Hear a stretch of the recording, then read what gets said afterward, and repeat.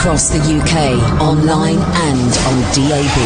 Unfiltered Night Talk with the original king of unconventional conversation. The best of Iain Lee on Talk Radio. We have ways of making you talk. Looking out on the morning rain, I used to feel uninspired, and when I knew I'd have to face another day, Lord, it made me feel so tired. Before the day I met you, life was so unkind. Your love was the key to my peace of mind. 'Cause you make me feel, you make me feel, you make me feel like a natural woman. Oh, when my soul was in the lost and found, you came along to claim it. I didn't know just what was wrong with me till your kiss helped me name it. Now I'm no longer doubtful of what I'm living for. 'Cause if I make you happy, I don't need to do more. You make me feel, you make me feel, you make me feel like a natural woman.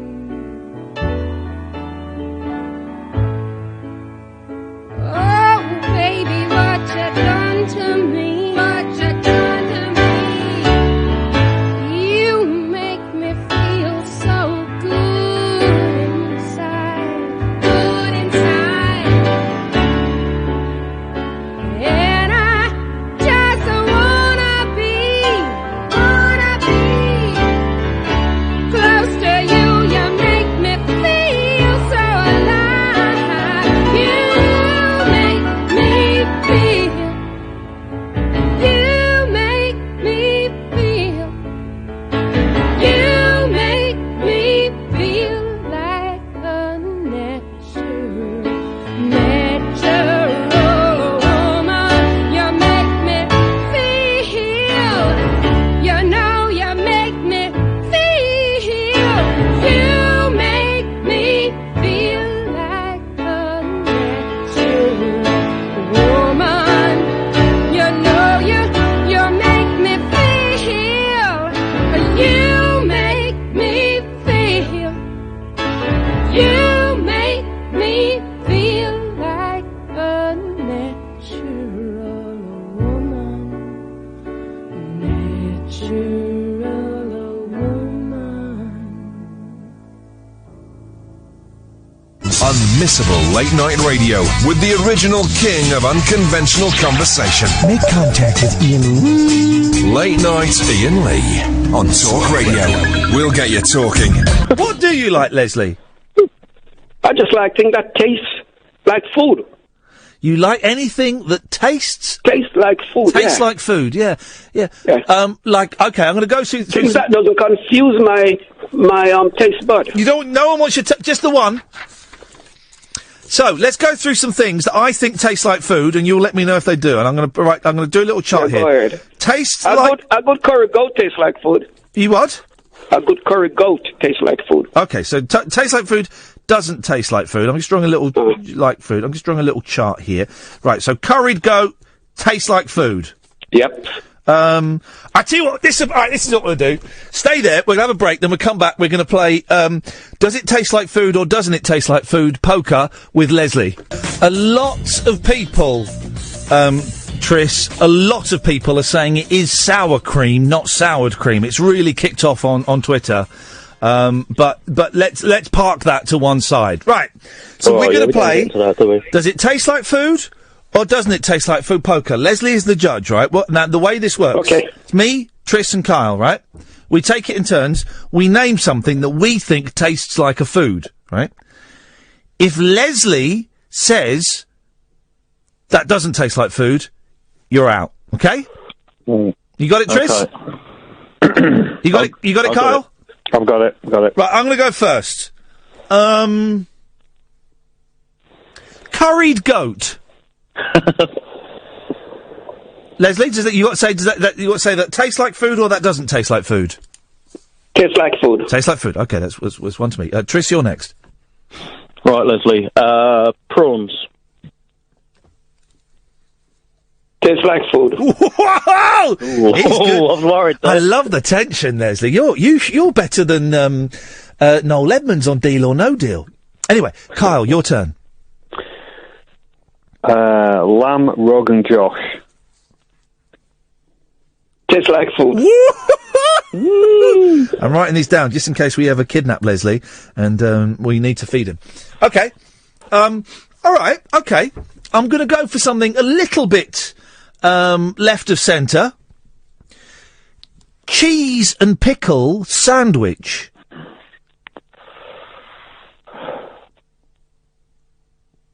Tastes like food? Yes! Tris, it's over to you. And of course, every food we mention, it means the list gets shorter of what foods are available. Right, Leslie, don't let me down here. Strawberry jam. Tastes like food. Yeah, straight in there. Yes. Straight in there. Kyle, your turn. I would say fillet steak with a peppercorn sauce. Tastes like food. Say that again, Leslie. Tastes like food. Tastes like food. Okay. Yep. Before we go on, Leslie, do you like a lot of foods, yeah? Yeah. Okay. Should have asked that before we started the game. What a weird show it's been tonight. Hope Murdoch's not listening to this one. Right. Jacket potato with grated cheese. Tastes like food. Oi! I don't know why I'm writing these down. I actually am. Okay. Trish, your turn. Bacon and eggs. Tastes like food. I'm writing that down. Yeah, boy. Yeah. Kyle? Jacket potato with tuna and mayo. Doesn't taste like food. Can you just say that one more time, Leslie? Just so that...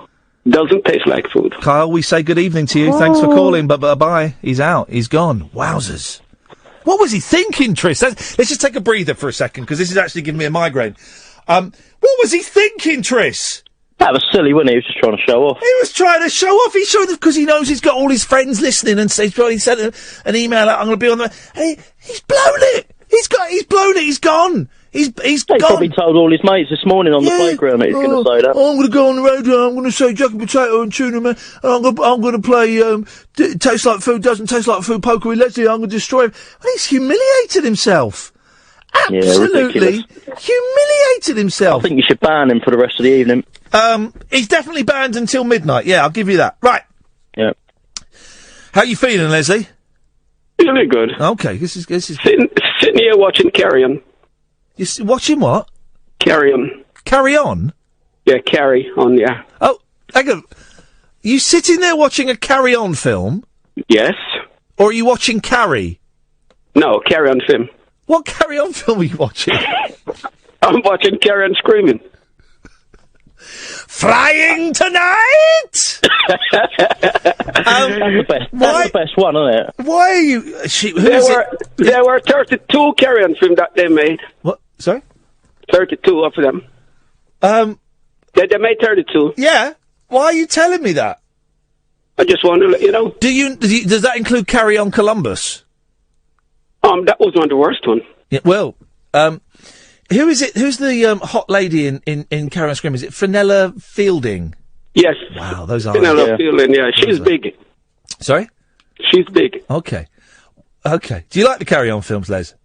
Yeah, I love them. All right. Yeah. Well, as a tribute to Carry On Screaming and the line Frying Tonight, fish and chips. What? Fish and chips. Oh, you still with the food? Yeah, we're playing the game again, Leslie. We're still... Oh, yeah. Fish and chips is food, yes. It's we know it's food. Does it taste like food? Yeah, it tastes like food, yeah. It's the favourite. It's the favourite! Oh, yes! Trish, I got the favourite. That means I've earned a joker. That means I've earned a free pass. I'm allowed to get one wrong and I stay in the game. Well, by the way, if anyone's listening... 1 a.m, can we? We might as well. If anyone's listening and they want to come and sit in... Now that Kyle has gone, there is a spare seat at the table, guys. 0844 499 1000. Trish, over to you. Mars bar. Tastes like food? Wee! Yay. All right, then. All right.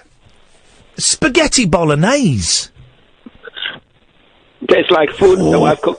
Yeah, cook that sometimes. You cook that sometimes, do you, Les? No, my wife. I can't cook the stuff. Okay, your wife does it. Okay. That was a tense one there, Tris. I thought I'd blown it there. No. Sausage and mash. Tastes like food. Love that stuff. Yeah. Oh, loves it. Of course you do. You love it. You love it, Les. I can't think of many more foods, if I'm honest.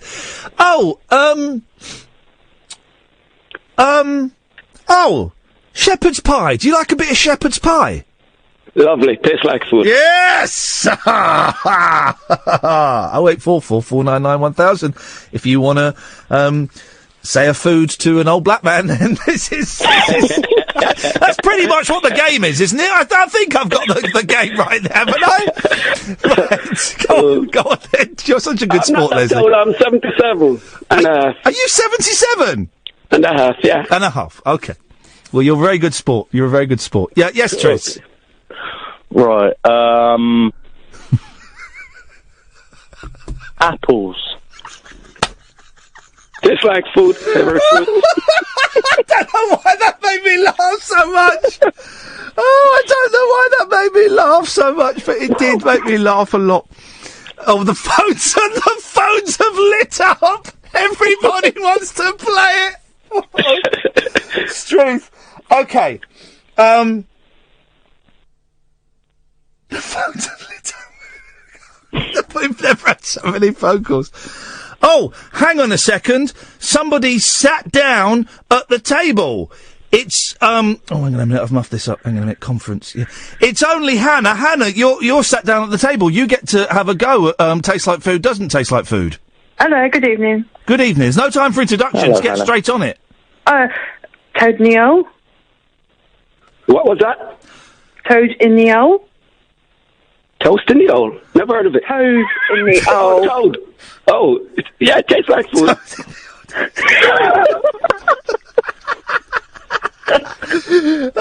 Oh, hang on a second.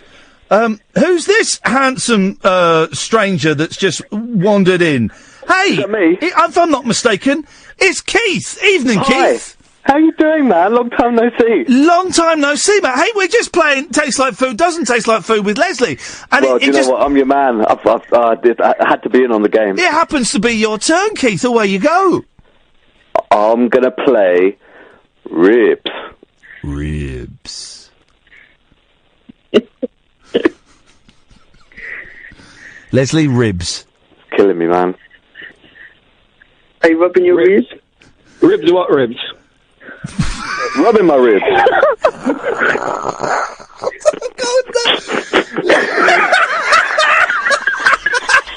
Imagine someone's just turned on, right? And it's just people saying food and then long silence.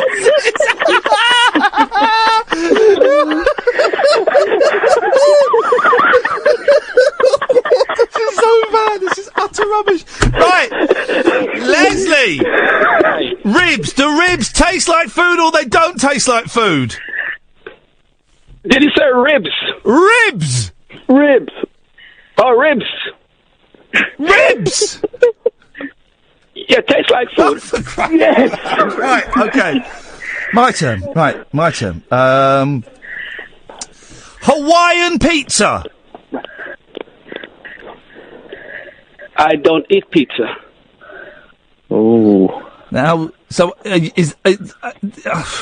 you saying it doesn't taste like food then? Yes. Oh no! I'm out. Pizza knocked me out. Okay, well it's Tris. It's your turn, guys. Tomato soup. Tastes like food. Oh, boy.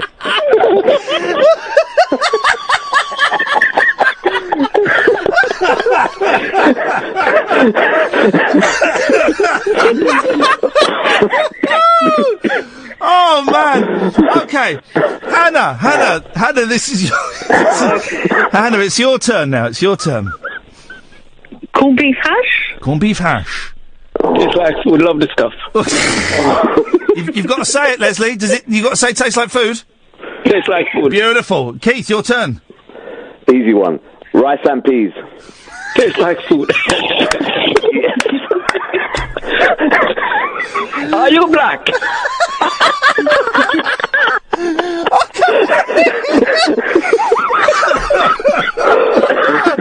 Oh, I can't breathe. I can't take it. Tris, I am out. So Tris, it's your turn. Cauliflower cheese. A slab Don't of taste cheese. like food. Sorry, hang on. Whoa, Leslie. whoa, sorry. Huh? Say it again, Leslie. Don't taste like food. Goodbye, Tris. It's a cruel game. We're down to the last two players. The club is closed. No one else can enter. It's sudden death as we play Tastes Like Food, Doesn't Taste Like Food with our final two players, Hannah and Keith. Leslie is salivating. Hannah, it's your turn. Pie?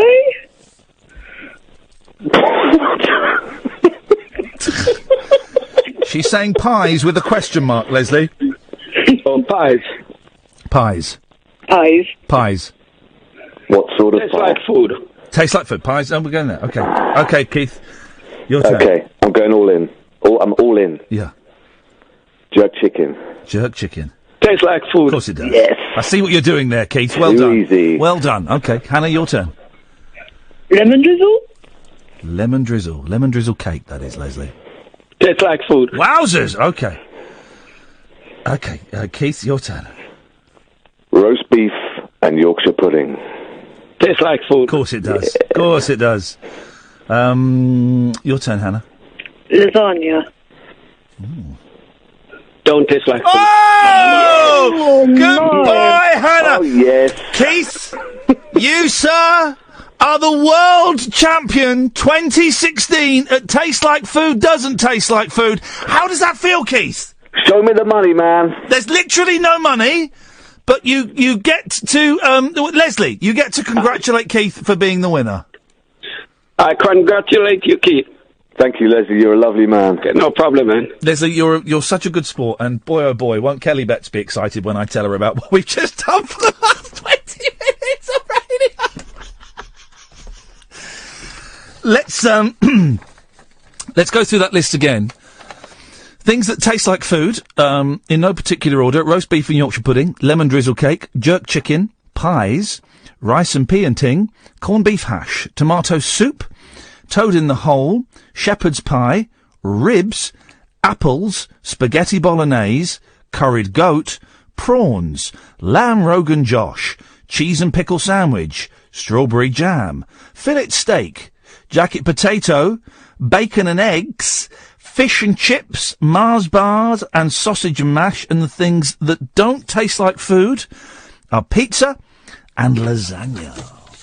Wow, that was a tense game. Has anybody got a clue what we just did for the last 30 minutes of radio? I've got no idea.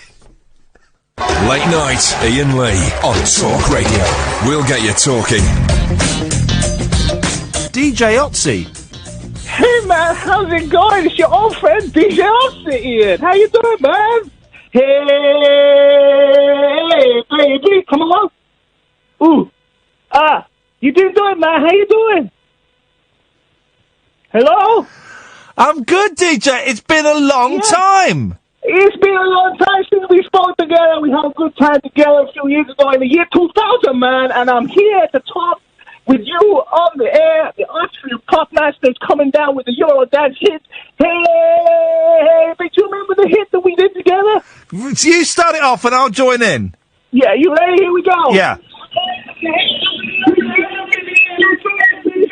Here we go. Hey, baby. Yeah. I want to know right now if you be my girl. My girl. Yeah, baby. This is good stuff, baby. It is DJ Ötzi. Flipping it. Yeah. We've not seen each other since the year 2000. We have not seen each other for so long, man, because you've not been to Austria for so long. Why have you not come to see me in Austria? I've been busy. I've had kids, and it's been busy. How are you? What have you been up to, DJ Ötzi? Well, that's a long story. Yeah? I found out because I know you want to talk Brexit. Okay? What? You want to talk Brexit? Well, let's do it. Come on. What? Okay, here we go. Oh, here we go, baby. He's off.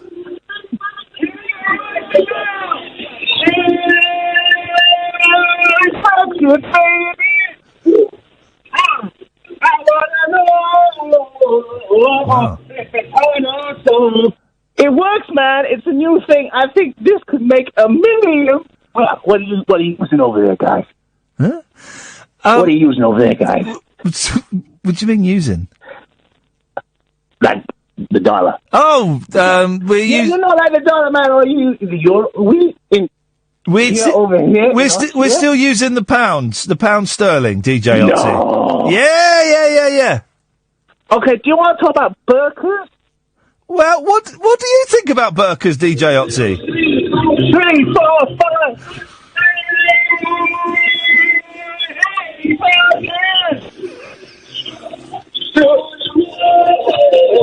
I don't. To be honest with you, I don't really have an opinion on that. But if we can use it in the Euro pocket, we're going to make lots of money. We can make a lot of Benjamins out. What are you using? What are you using over there, man? What do you mean using? It's just the dollar. No, the euro. It's still it's still the pound sterling.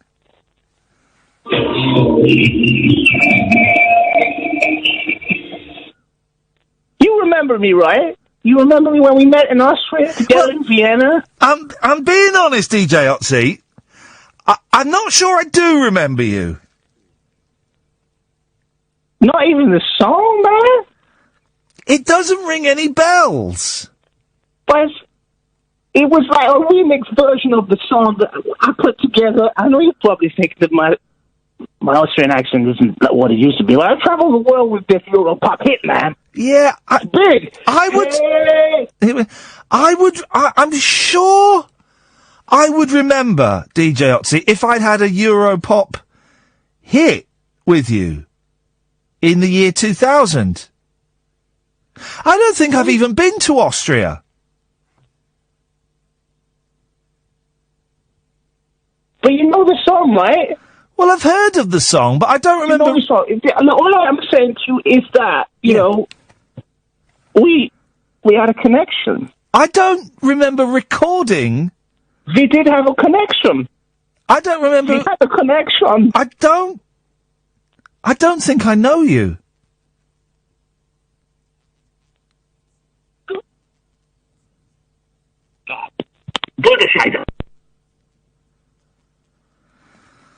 Well, that was awkward. The wild man of late night radio is back. Iain Lee on Talk Radio. We have ways of making you talk. 03444991000 is the telephone number. How do we beat bullies? How do we beat trolls? We hold the mirror up to them. DJ Ötzi's on the line. Hey, man, this is your party pop prince. DJ Ötzi speaking to good. DJ Ötzi, say hello. Yeah, say hello to my friend Ken. Hey, Hello? kid, how you doing, man? Hello? Kid? Who's speaking? It's DJ Ötzi, man. I'm like a pop party prince from the way back in the early 90s. I did some big records. I hear you're a singer, man. I don't think I'm a singer, but I love to sing about Jesus. I love to sing about God. Well, I like to sing about babies like this, man. Here we go.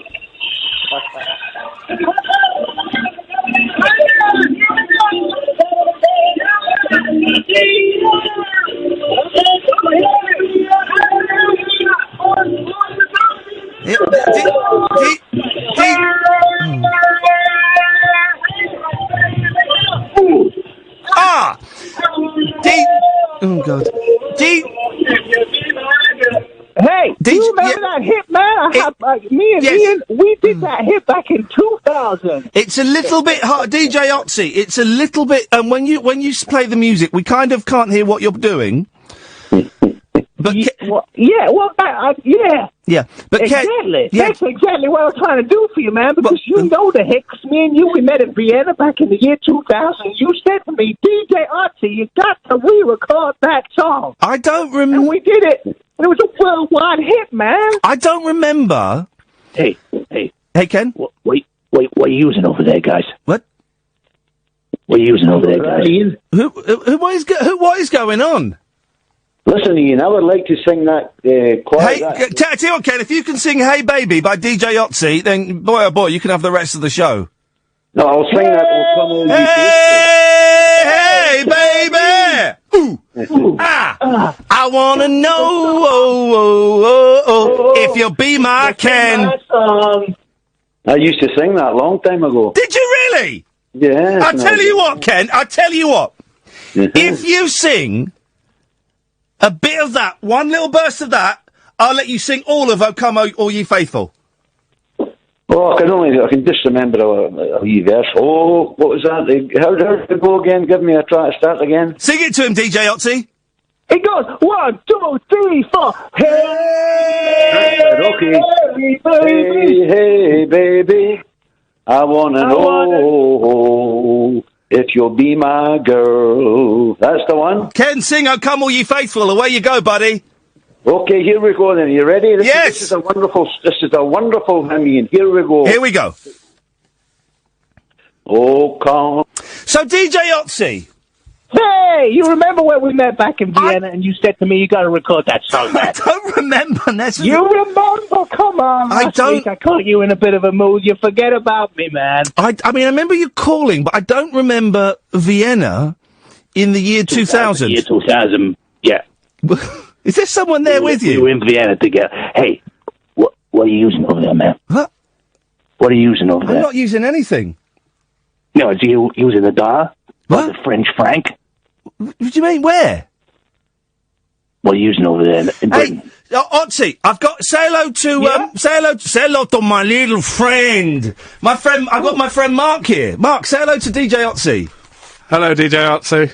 Hey, Mark, how you doing? I'm the Euro Party Pop Prince from the year 2000 with my hit, Hey Baby. Yeah. Ian Lee and me, we met, Mark. Yeah. We met in the year 2000 in Vienna, and he said to me, you got to re-record this hit and put the ooh and the ah in it, and it was a massive hit around the world, Mark. Yeah, I remember the song. I don't remember being involved. We must have been so wasted. If that was the case. Mark was there. He was there too, man. Ask, DJ Ötzi, ask Mark what he's doing here in the studio with me this evening. You'll like this. Hey, Mark. Yep. What are you using over there, man? Jeez. What are you doing, man? Why are you in the studio, man? I'm filming a video for YouTube. Wow. Yeah? I'm on YouTube, man. I'm all over YouTube. If you type in DJ Ötzi, Hey Baby, all of my things come up, man. I'm going to cut you off now, DJ Ötzi. Don't come. There we go. The wild man of late night radio is back. Iain Lee on Talk Radio. We have ways of making you talk. Let's go to DJ Ötzi. Hey,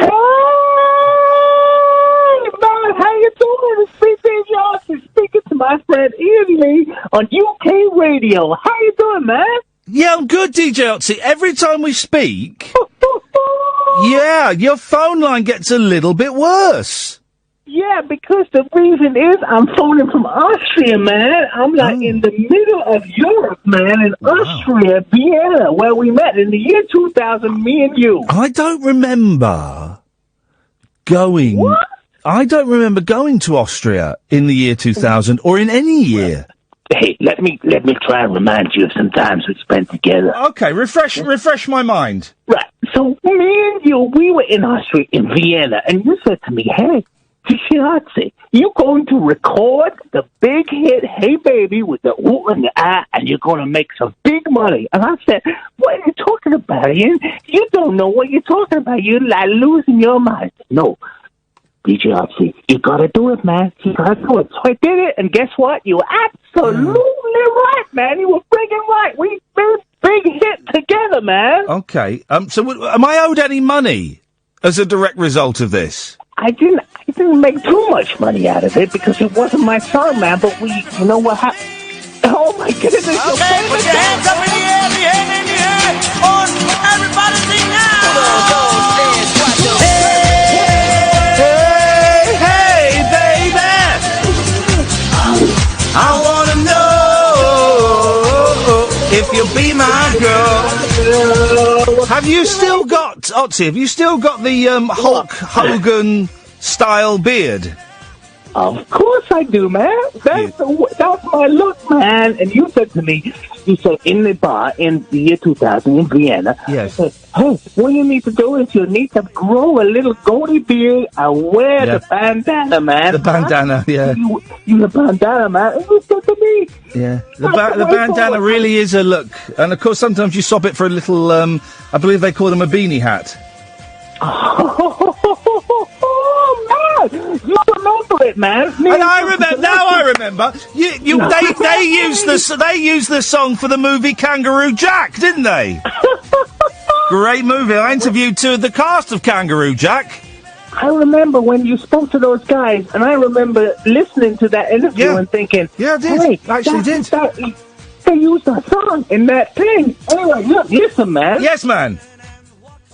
Look, I've got a little chant that I'm working on for the year 2017. That's coming up in the next year. Yeah, beautiful. Yeah, it's like, I'm feeling good. You're feeling good. I'm feeling good. Are you feeling good? I'm feeling good. Are you feeling good? I'm feeling good. Hey, baby. Hey, baby. What do you think, man? Okay, thanks for calling, DJ Ötzi. Goodbye. Late Night Iain Lee. Unfiltered night talk with the original king of unconventional conversation on Talk Radio. We have ways of making you talk. Let's go, let's, why not? Hey, baby! Ooh! I wanna know if you'll be my girl. Dun, dun, dun, dun, dun. Hey, baby! Ooh! I wanna know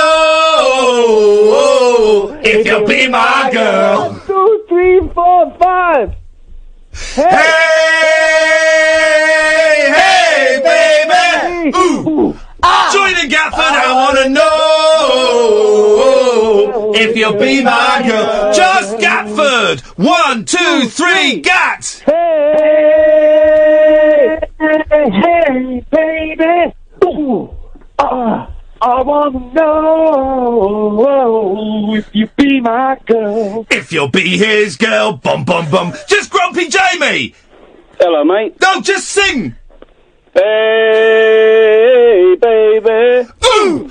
I wanna know if you'll be my girl. If you'll be his girl. Now, Manny! Wagwan! Sing the song, man! Sing what song? Okay, now it's John! Hey, baby, is that right?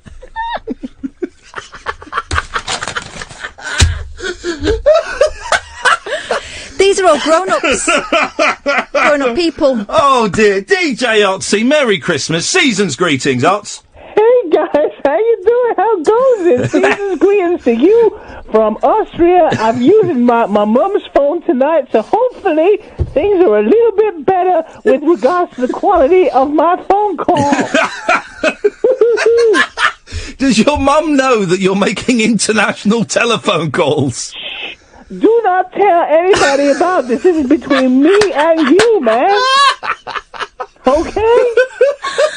But listen, me and you in the year 2000, we got together. Yeah, in Austria. And I told you to record Hey Baby and get a thing to go on your head and a beard. Hey, you know Jack and Danny.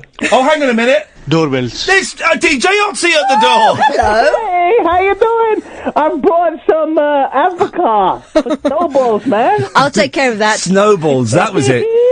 How do you make a snowball, DJ Ötzi? Well, you use avocado. Yeah.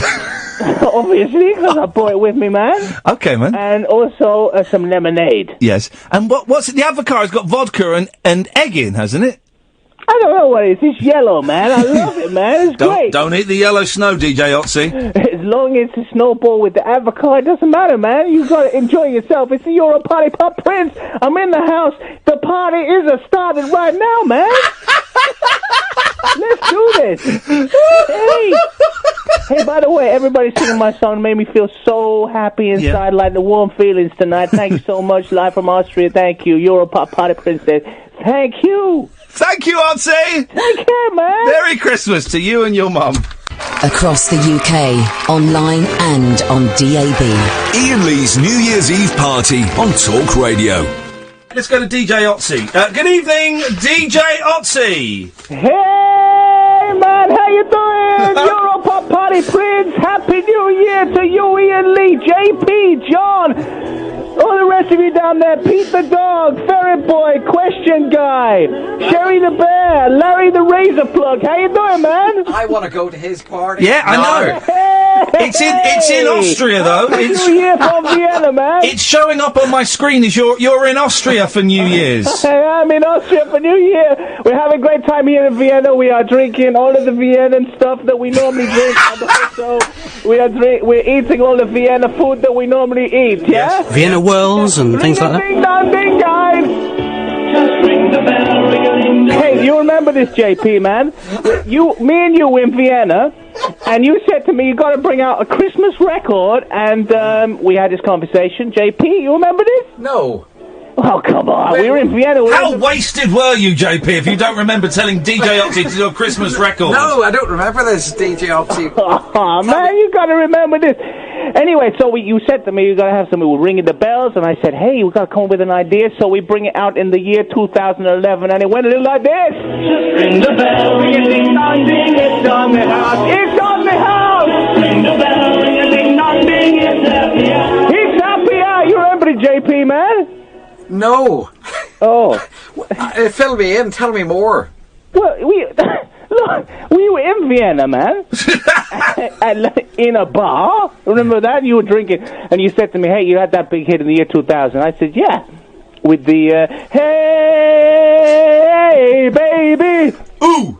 Oh, yes, I know that one. I was hoping all of you would do that. There's like a big party down there. I'm going to do that again. I want to hear it loud and proud, people. Hey, baby. Ooh. I want to know. Eben, I can't hear you. Come on, Eben. If you be my There we girl. got it. And you said, JP, you said to me, hey, that's all well and good that you have that record out. You know, you're stealing it from the guy from the 60s and just doing the ooh on the R. And at the time, I was a little bit upset about it. Right? But then you taught me right. You said, hey, look, you've got these guys who got the big Christmas records, like the, who's that guy, Cliff Richards over your place, and you got the other Christmas records, the big guys, what's his name, Shaking Stevens. Yeah, we love a bit of Shaky. Yeah, Shaking his Stevens. And then you got the other fellow, what's his name, he had a big one, Rock and Roll Christmas. Anyway, listen, right? Bernard Cribbins. I said to me, do the ring the bell. So he rang the bell, and it did quite well in some European countries, not as well as the big hit. But JP was a good idea anyway, man. So Happy New Year, man. I'm full of good ideas. Yeah, Happy New Year. Happy New Year, guy. Hey, what's happening over there? What time you on till, man? I was hoping to be the first footer. I heard you got the first footer coming in, man. The first footer? The first footer. You know, you get the foot out, and then you come in with the first foot. Yeah, well, I don't know who's... Well, we got Catherine as well. Catherine's not been in yet. Catherine will come in and join us in a bit. We've got Sam who's twiddling all the nuts. Earlier, man. Yeah? Has she got a footer? She's got a footer. She got the first footer, man. The first footer, man. Hey, you got a piece of corn for to be in the first footer, man. Yeah, I'm going to cut you off now, DJ Ötzi. Hey, what you got going on over there, guys? What's happening over there, guys? What are you using over there? Okay, thank you. Across the UK, online and on DAB. Late night, Iain Lee on Talk Radio. We have ways of making you talk. Andrea, let's go. Who's your favourite caller to the show? Oh, my favourite caller. I like Trish. Yeah. I thought obviously I think a lot of us do, but Jonathan. Yeah. Because of his complexness. Because of his racism. How about Barry? No, not for that. Barry from Watford. I don't. I've known Barry from Watford from your older. Right. Are you not a fan of his? Bit boring. Bit past it. Oh no, him What and are you Clive saying? Bull and Derek and Clive. Oh, is that Barry? Oh yeah, whatever. What are you saying? I'm saying, what was I saying? What was your last conversation with Clive Bull? Was it a nice one? No, can I just say, you was defending me. It's sort of long pencil neck there you're talking to, isn't it? He was trying to have a pop. I know you was, Iain. I know. But he went away for a while, and then you went away for a while, and you both came back. Yeah. Because you had to, because he's Clive Bull. I don't know nothing about Clive Bull. But you did, you spoke to him. Well, very occasionally. She's thinking of the hilarious Larry from Catford. Yeah. He was hilarious, wasn't he? Lynn from Forest Gate. Yes. Barry from, to me, was Barry from Watford. And you sound to me like Barry from Watford. And You do sound like Barry from Watford. Yeah. Who the hell are you, man? I'm crazy. I'm crazy Beach from Wimbledon. No, I know who you are. Right, Andrea, I'm going to say goodbye to you. Yes, and it's been like a joy speaking to you as always, Iain. Well done for getting through today. Ta-ta. No. Are you going? No, I'm saying goodbye to that lady. Okay, you can go if you want. No, I want to stay. Okay. Hello? Hello? Hello? Hello? Hello? Hello? Hello there. Hello, is it? Is that Angelos? Yes, hello, Barry. How are you? Oh, not so bad. Yeah, I know you're okay, actually, because I'm sat next to you. We're phoning from the car. Oh, you're pranking me. No, we're not pranking you. You prank yourself, mate. I'll prank you in a minute in your nose. We're pranking. Right, well, you come and try pranking me. You didn't want to come down to London to prank me, so did you? I'll prank you so hard. You bottled out of that one. I didn't bottle out of it. I saw the video that you sent for my show. Oh, up yours, flicking the V's. You got a combined age of 263. Grow up. That's very much the level of our shows. And this is what I wanted to talk to you about. Yeah. What do you want to know? What? What do you want to know? Well, I want to know on behalf of my listeners how people apply for refunds. Well, how rude. Well, a lot of makes me sick. That is disgusting. Who's asked for refunds then? I want name. I want a list. Okay. Actually, have you got a pen and paper? Yeah, I have. Okay. We've got. Write this on your hand. You might need more than one hand. Mm-hmm. Steve? Are they long names? Steve? Steve. Colin? Yeah. Colin, yeah. Tracy? +1. Tracy. I will see Tracy. Actually, she's in the front row. Wahid? Yeah. Right. Mustafa? Yes. Dave? Yes. They're all big fans of the show, these guys, actually. Yeah, I don't know why they've been complaining. They've all been in touch. Yeah. Saying, we bought tickets to go and see Barry and, what's your friend's name, Barry, sir? You know what my name is. Oh, and they wanted you to come as well, but you never bothered turning up, right? We've done all the jokes. We've done our pranking off joke. You what? Yeah, we did our song. Yeah, done our song. And that's the problem. That's the problem. They've bought tickets to your tour. Yes. Because they've heard you on this show. livenation.co.uk. Yeah. They've heard you on this show, so they thought the show would be funny. Humorous, yeah. Yeah. And it's not like belly laugh. It's No. just like, because we're discussing things in the zeitgeist. And I don't know if you've had your head in the sand in the last couple of weeks, mate. Yes. But there's stuff going down in the world at the moment which ain't very pretty, you know? We can't help that because we are just reflecting what is going on in the zeitgeist, you know? Right. It's more the kind of... Is it true that your show's written by the same people that used to write Last of the Summer Wine? Well, some of it is. Yeah, we are, but, like, you know, those guys are cheap. Yeah. I mean, when we say it's written by them, Angelos got an annual, Summer Wine annual in 1978. We just lifted some of the cans. Nicked loads of the jokes out of that. Yeah. And the bit where you pull your trousers down, Barry, that's lifted straight off of page 3. Yeah. Oh, my trousers have fallen down. That has them rolling. And he's tripped over and fallen off the stage. You know? Can I read you an email from Mustafa? right. This is typical of all the comments we've had. Dear Ian Lee. After hearing Barry and Angelos be faintly amusing on your show, I bought tickets to go and see them. I was expecting a right laugh. Instead, what I got was a lazy, badly performed, poorly written, and he's done written in inverted commas to mean it's not written. Listen, mate, this is one man's opinion. Yes. Well, I've got about 200 emails like this. Tracy would have liked it.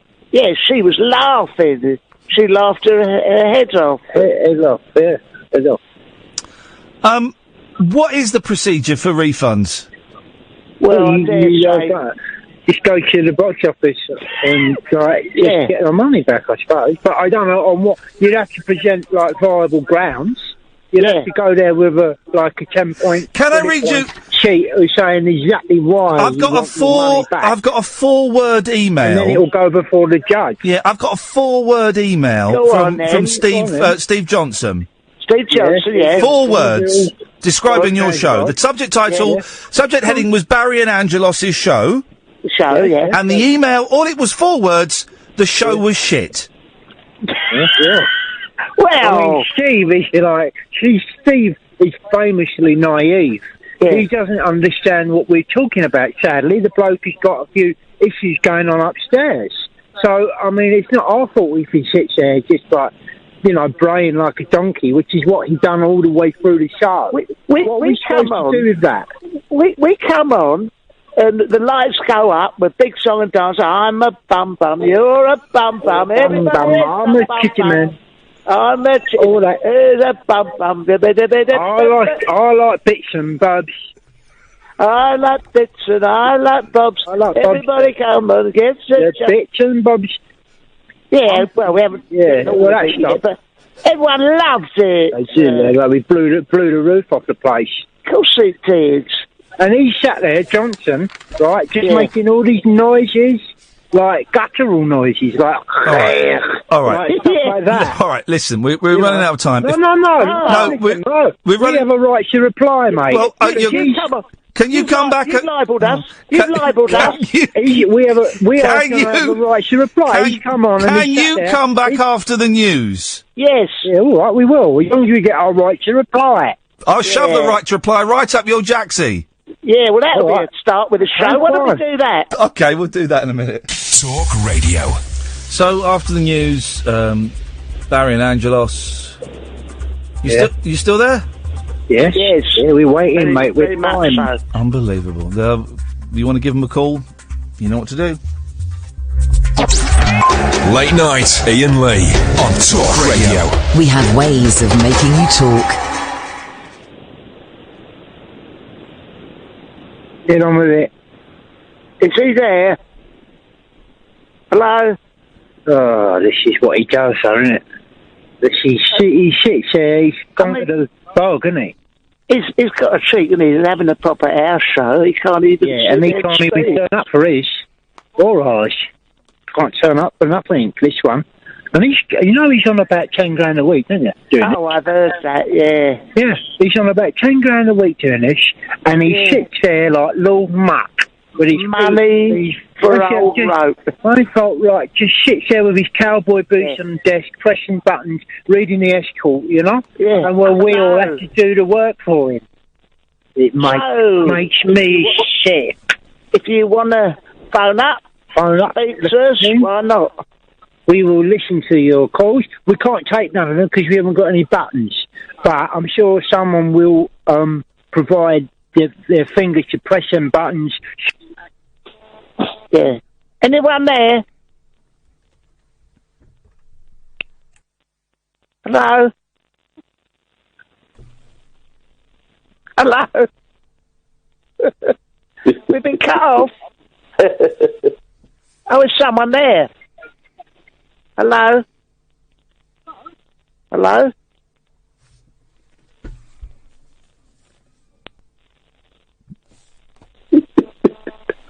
Hello there. Hello there. Hello, Talk Radio. Excuse me. You're through to Angelos. you? You're through to Ty. Where have you been? Oh, hello. Hello? Who's that, man? I was just sitting back enjoying the Barry and Angelos show, Ian. Yeah, well, that's what it should be, mate, because we do a much better job than him.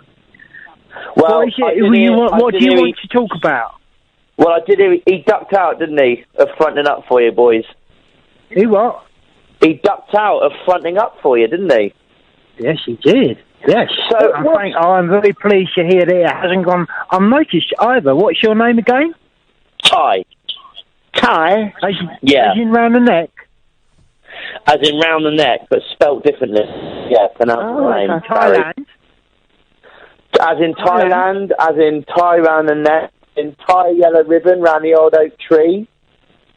Okay. Yeah. And What can we do all for you? the others. Name aside, what can we do for you? Well, I'm the apprentice correspondent. Right. Of what? So I phone up to correspond about the show, The Apprentice, the TV show. Oh, okay. I like that one with Sugar. With Sugar. What's going on in it? So am I going to correspond with you then, Barry? Yeah, cool. I know all about it. I know what's going on as well, actually. I correspond on it. Did you watch it tonight, boys? Yeah, we saw all of it. It's the one where they had to buy stuff and flog it, isn't it? Did you have a TV in your car? Yeah, is it the one where Sugar fights someone at the end? Well, hang on a minute, Barry, because it got exciting tonight. It got exciting Two people tonight. got fired, was it? Yeah, there was a double firing. Double firing. Yeah. Double bubble. Double bubble, as they say. Let's hope that one day Sugar runs the country, like Trump does in America. Like Trumpy. Yeah, you'd have a Sugar and Trump axis. That'd be funny, wouldn't it? Wouldn't that be something else? Oh, beautiful that would be. Wouldn't that be a thing? Oh my gosh. What do you want? What do you want? Okay, well look, I mean, Ian, I love the way he just sits. It's like a throwback to his absolute days. So shall I just go into my review with you then? He's on 10 grand a week, you know that, don't you? Hello? Hello? Has it been cut off, mate? Angelos? Hello, Barry. You alright, mate? Yeah, I think that geezer's gone, thank God. He's gone, Ty. It's a shame because I was enjoying that conversation about Sugar and the Apprentice program. You're through to Angelos and Barry. You're through to Jonathan. Hello, Johnny. Hello, Jonathan. Lovely to talk to you. Where are you at the show tonight? I'm at home. Hello? Hello? Yeah, was you at the show tonight? We done a show. In Bristol. Show. Oh, in Bristol, and the Angelos and Barry show in Bristol. In Bristol. Was you in there? I'm not in Bristol. Where are you? I'm at home.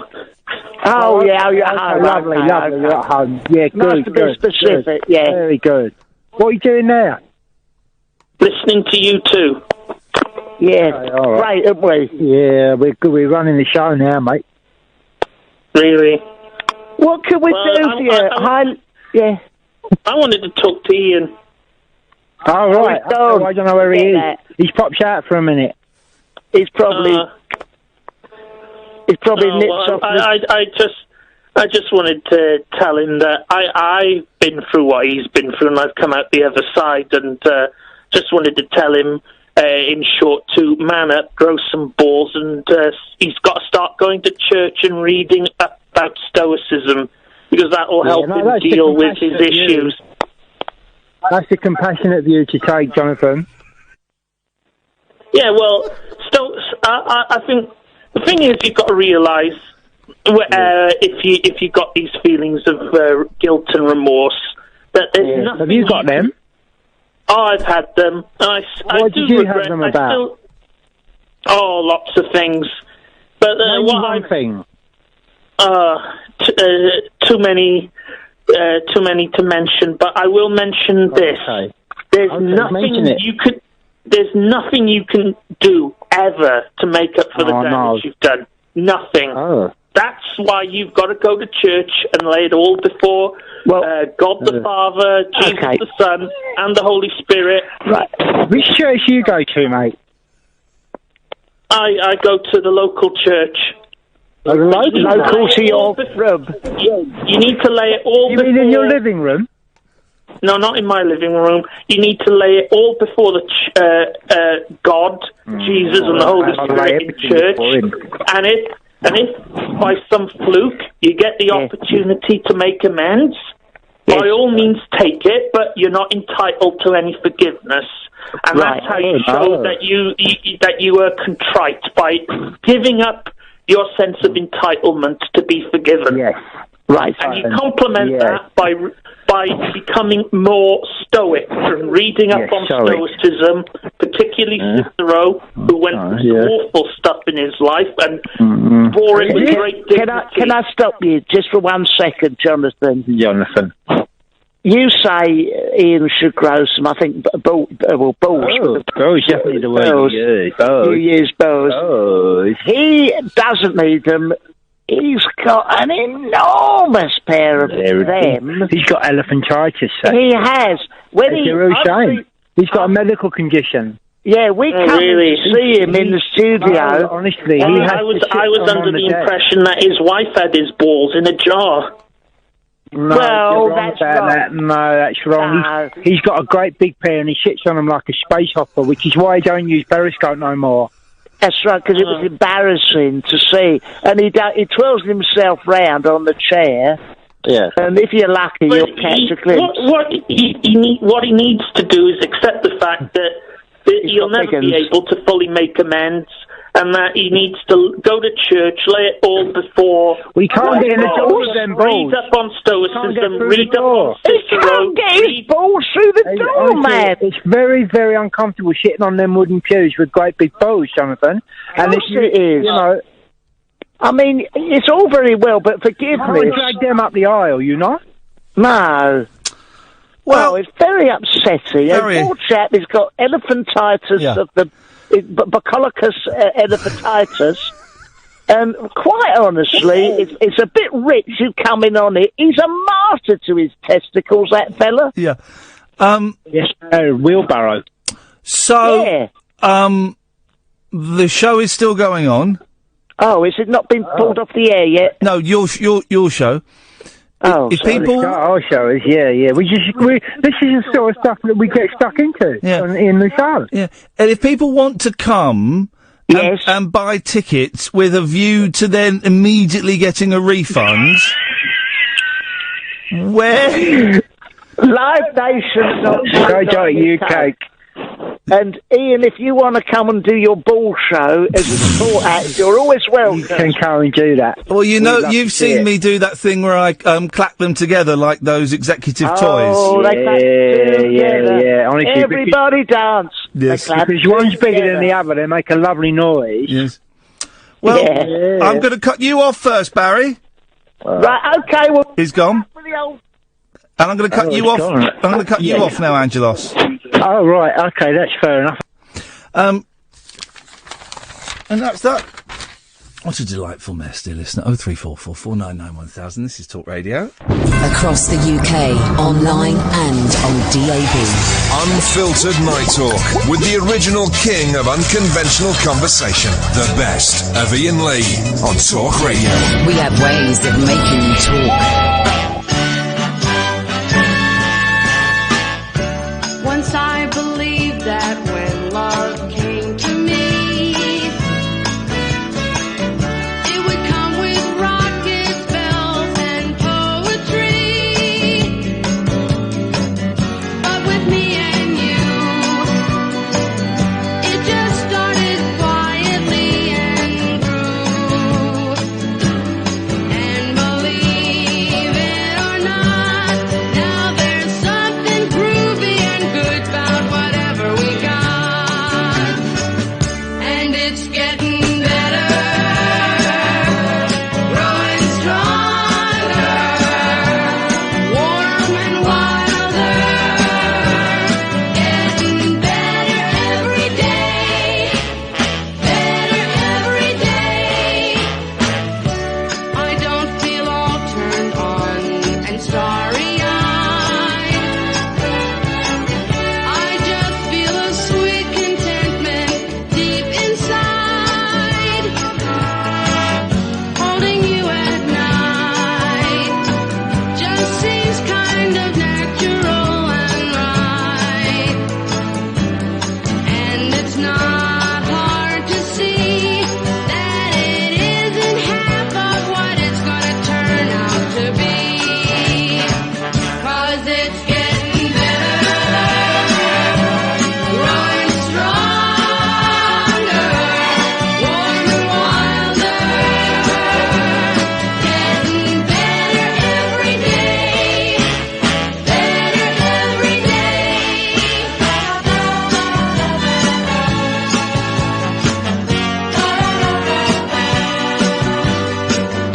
And I don't mind waiting, I don't mind waiting, 'cause no matter how long it takes, the two of us know that it's getting better, growing stronger, warm and wilder, getting better every day, better every day, getting better every day, it's getting better every day, getting better every day, it's getting better every day,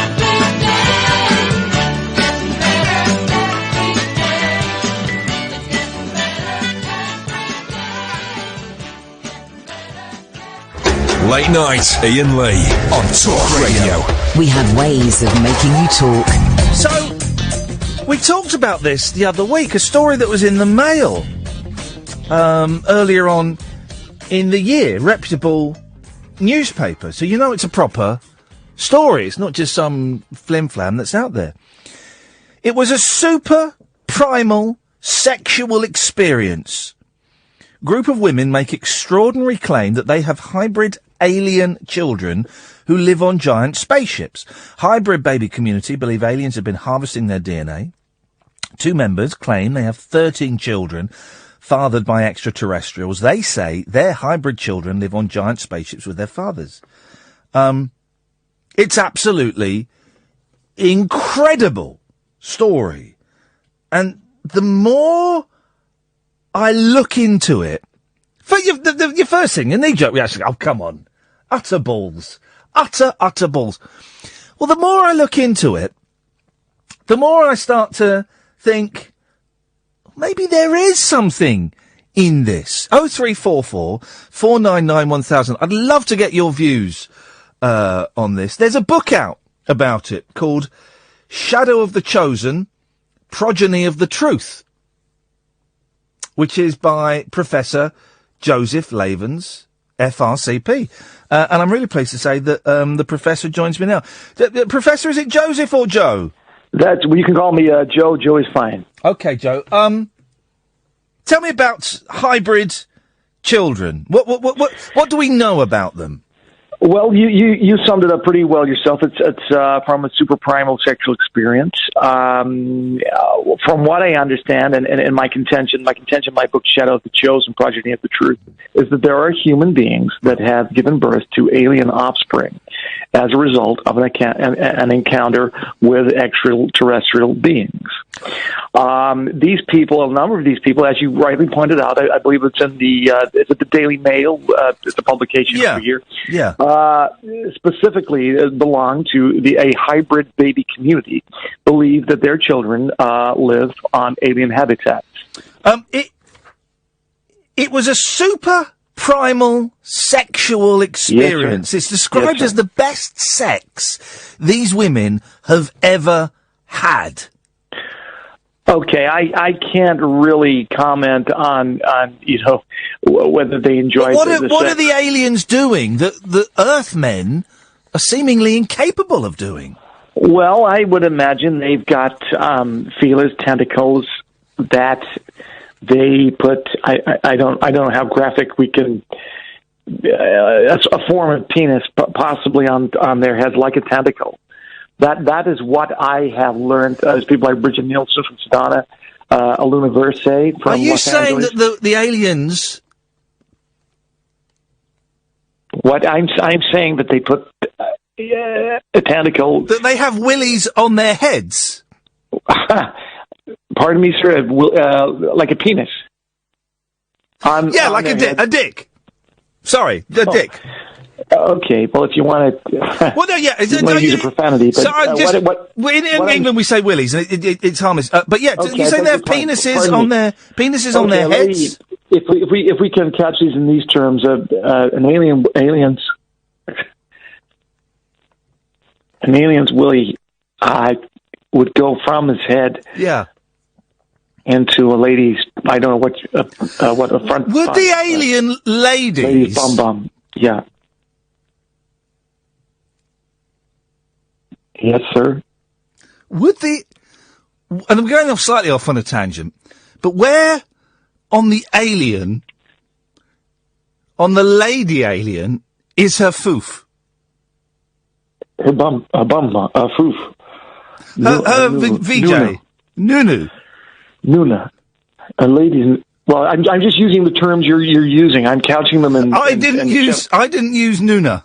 No, noon. Okay, noon. Well, let's just say a lady's Wang Chung. Wang Chung. As I understand it from this hybrid community, the hybrid baby community, the ladies have the Wang Chung in the usual place. It's perhaps more the alien that's using a willy on their head, maybe a cranial penis. Okay. What evidence do we have, Professor? Because conveniently, by the way, 0344 499 1000 if you want to call in and speak to the Professor. We don't have any photographic evidence of these babies. We're told that the children live on spaceships. All we have are sketches drawn by, as you mentioned, the two women in this story, Bridget Nielsen, which is the strange name, and Aluna Verse. That's right. There's an unfortunate name. It's not that. That's just purely a coincidence. I mean, I've drawn if I just look here, I've drawn a little sketch here of what I imagine it. You can see the alien's penis coming down. And I've just done some shading. Well, I've done some shading. Are you okay, Professor? Pardon? Are you okay? No, I'm just referring to a diagram that I've made myself. Okay, which I don't have. Sorry, I beg your pardon. I mean, from what I'm looking at here, it was just some preliminary sketches I did at Washington, D.C. University. And it's as a result of this person, Nielsen, her report into exactly what she claims happened. We have an alien there with tentacles. We have her there. And she was just in her normal clothes because, according to her, she was... well, I don't know. She ended up. Wait, hang on. An alien head. Sorry. Sorry. Are you describing? I don't want a description of the sex. No. I'm giving you a description of the picture I've drawn. Okay. And she is looking. Why has he drawn a pic? Why have you drawn a picture? I've asked, Professor. Sorry, maybe you misunderstood. No, excuse me, Professor. I asked, what evidence do we have that these children exist? And you can't just talk about a picture that you've drawn. I beg your pardon. I thought you said to me we don't have visual evidence. Now, a number of these women have drawn what they claim to be as their children. They've drawn what the alien habitat in which they were living. Yep. I am just a culmination of those firsthand details. I have drawn my own picture here. Okay. Perhaps it's not the right. Well, it is. It is. Please do. I'm going to ask you one more time, Professor, because I think it's important. What evidence do we have? Not pictures that you've drawn, or what actual evidence do we have that these hybrid children are real? If you read my book, you'd realize that there have been many declarations of such experiences. I think we have. There is a lady in Wisconsin who claims to have an alien child with her. I don't want to name her now. I'm currently in negotiation with her. But she claims to live with an alien child. Wow. Now, I've seen. What do they eat? This particular one eats. It's pretty much what we do. And is it a boy or a girl? That's on the debate. I don't know if these aliens. Are there any lumps? Gender. Any lumps forming on its head? There might be. There might be a lump on its head. There might be a lump on its head that would grow into a penis. 0344 499 1000 is the telephone number. What's interesting, I think, about these two women in particular, I'm showing the picture to people watching on Facebook, is... Not my picture. No, not your picture. I didn't send you. Okay. No. But please do, and I'll tweet it later. I'll scan it, send you the picture now. Yeah, or you can take a picture if you've got a smartphone. Have you got a phone that's got a camera on? Yeah, I have. You can take a picture. You got to take a pic. When you finish the phone call, you could take a picture with that, and if you could just email it to me, then... Okay, I will do that. I can tweet it. You would expect, and I'm going to speak bluntly, right? You would expect the kind of women to be talking about this to be dumpy and ugly, right? Right. And these two women are very, very sexy. They're very sexy women. Yes, sir. Is that are aliens turned on, do we know, by the same things that that humans are turned on by? You know, the big eyes. We like big eyes, don't we? We like lovely, round, luscious breasts. We like firm, peachy buttocks. And we like a clean frou-frou. Are they turned on, and a naughty attitude? Are they turned on by that kind of thing? Well, traditionally, aliens do have big eyes. You've seen them, you know, they got those big eyes, white faces, and a small chin. You know, it goes out in a kind of V, so that the eyes are big up top. I don't want to be too technical about this. I think from what this woman has described it as the best ever sex she had. Yeah. And that thousands of women around the world are missing out on such experiences because they don't realize that they have had hybrid children. Now, there are, this woman is a former marketing executive. Yeah. And she says that all women on some level want to be taken by an alien. You know, taken by the head. That's right, and I think I'm not. I mean, I've looked at this woman's confession. Whether the sex is human sex, or whether they start up top and then move down, or it's the other way around. I don't know. We're going to bring Peter into the conversation. Good evening, Peter. Good evening, Ian. How are you doing? Yeah, I'm good, thank you, Peter. You're through to Professor Joe Laevens. What would you like to say? Well, look. Hello, Professor. Where did you get your professorship? Oh, I'm sorry. I'm a fellow of the Royal College of Physicians. Okay. I'm a professor emeritus at the University of Washington. I'm a UNESCO chair in the Transnational Challenges in Governance. What is your issue. I know what I'm saying is pretty. All Let I'm me doing finish. is just Can I establishing finish? Peter, let the professor finish, Peter. A bit of respect.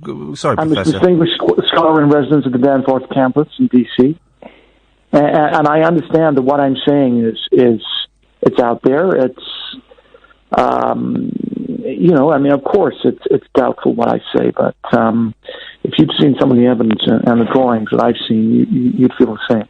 And some of the drawings you've made, of course. Yes, Peter, what's your question for the professor? No, my question is, I mean, these ladies. I'm quite open to the fact that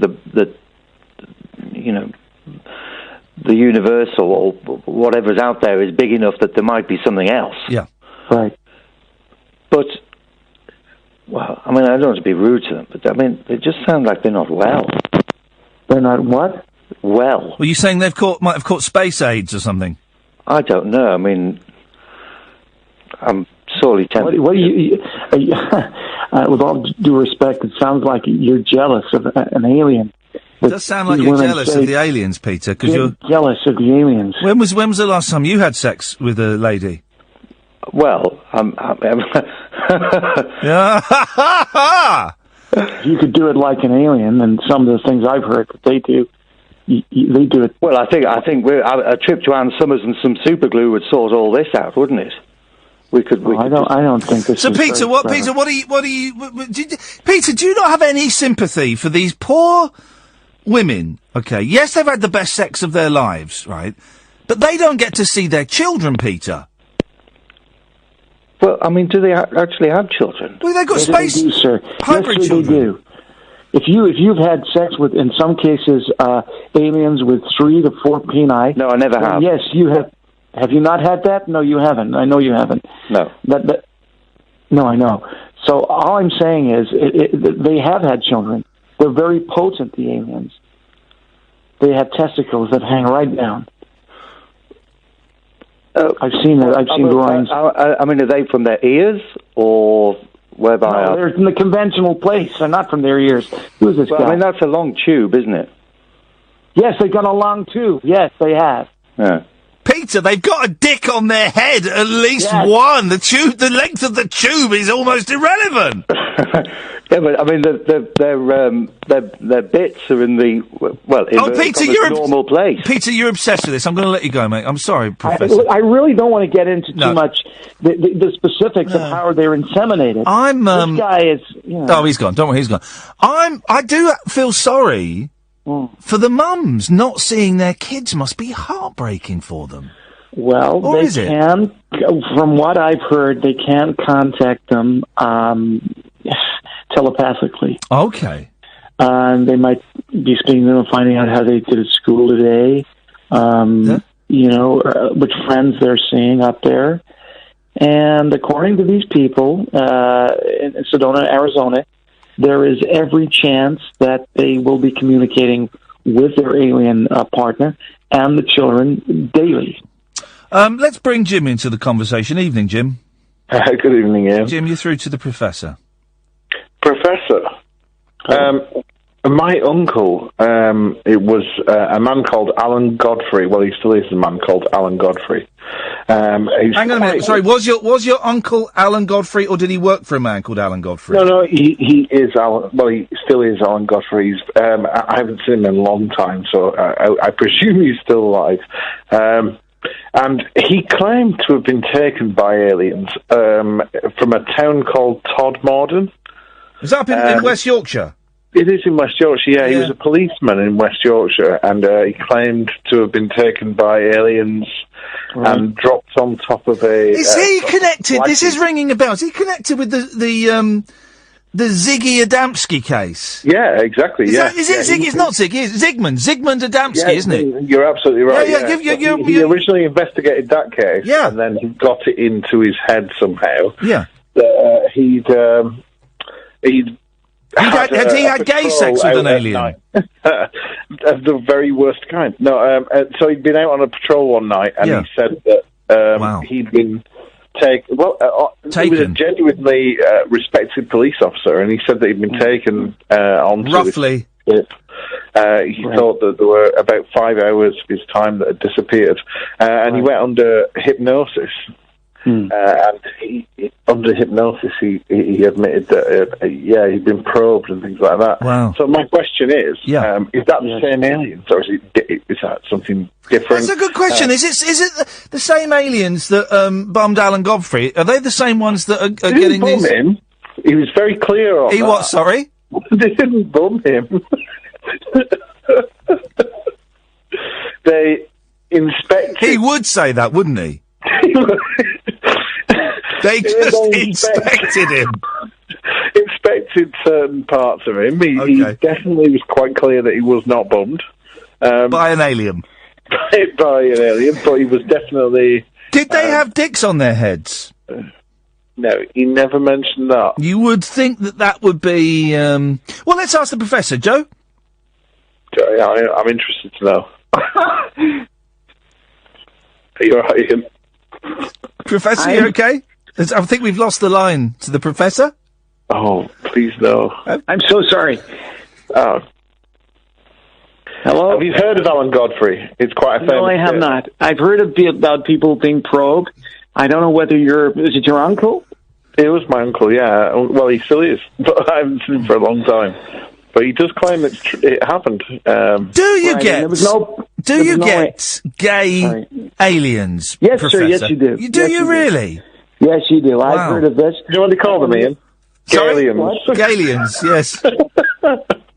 Look, I don't know whether this Adamski thing is serious.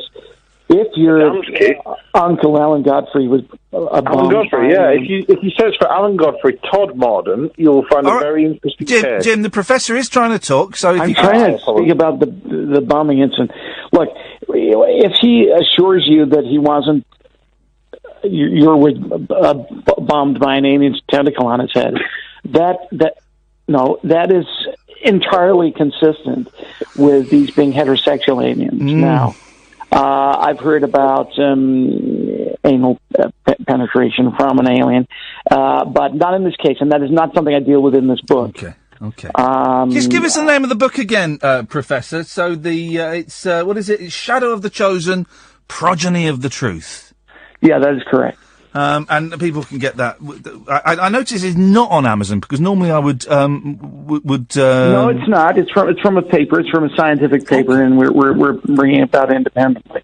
Okay. But I'm going to send you this drawing, and if you want to, show that to your. I can tweet that. Please tweet it.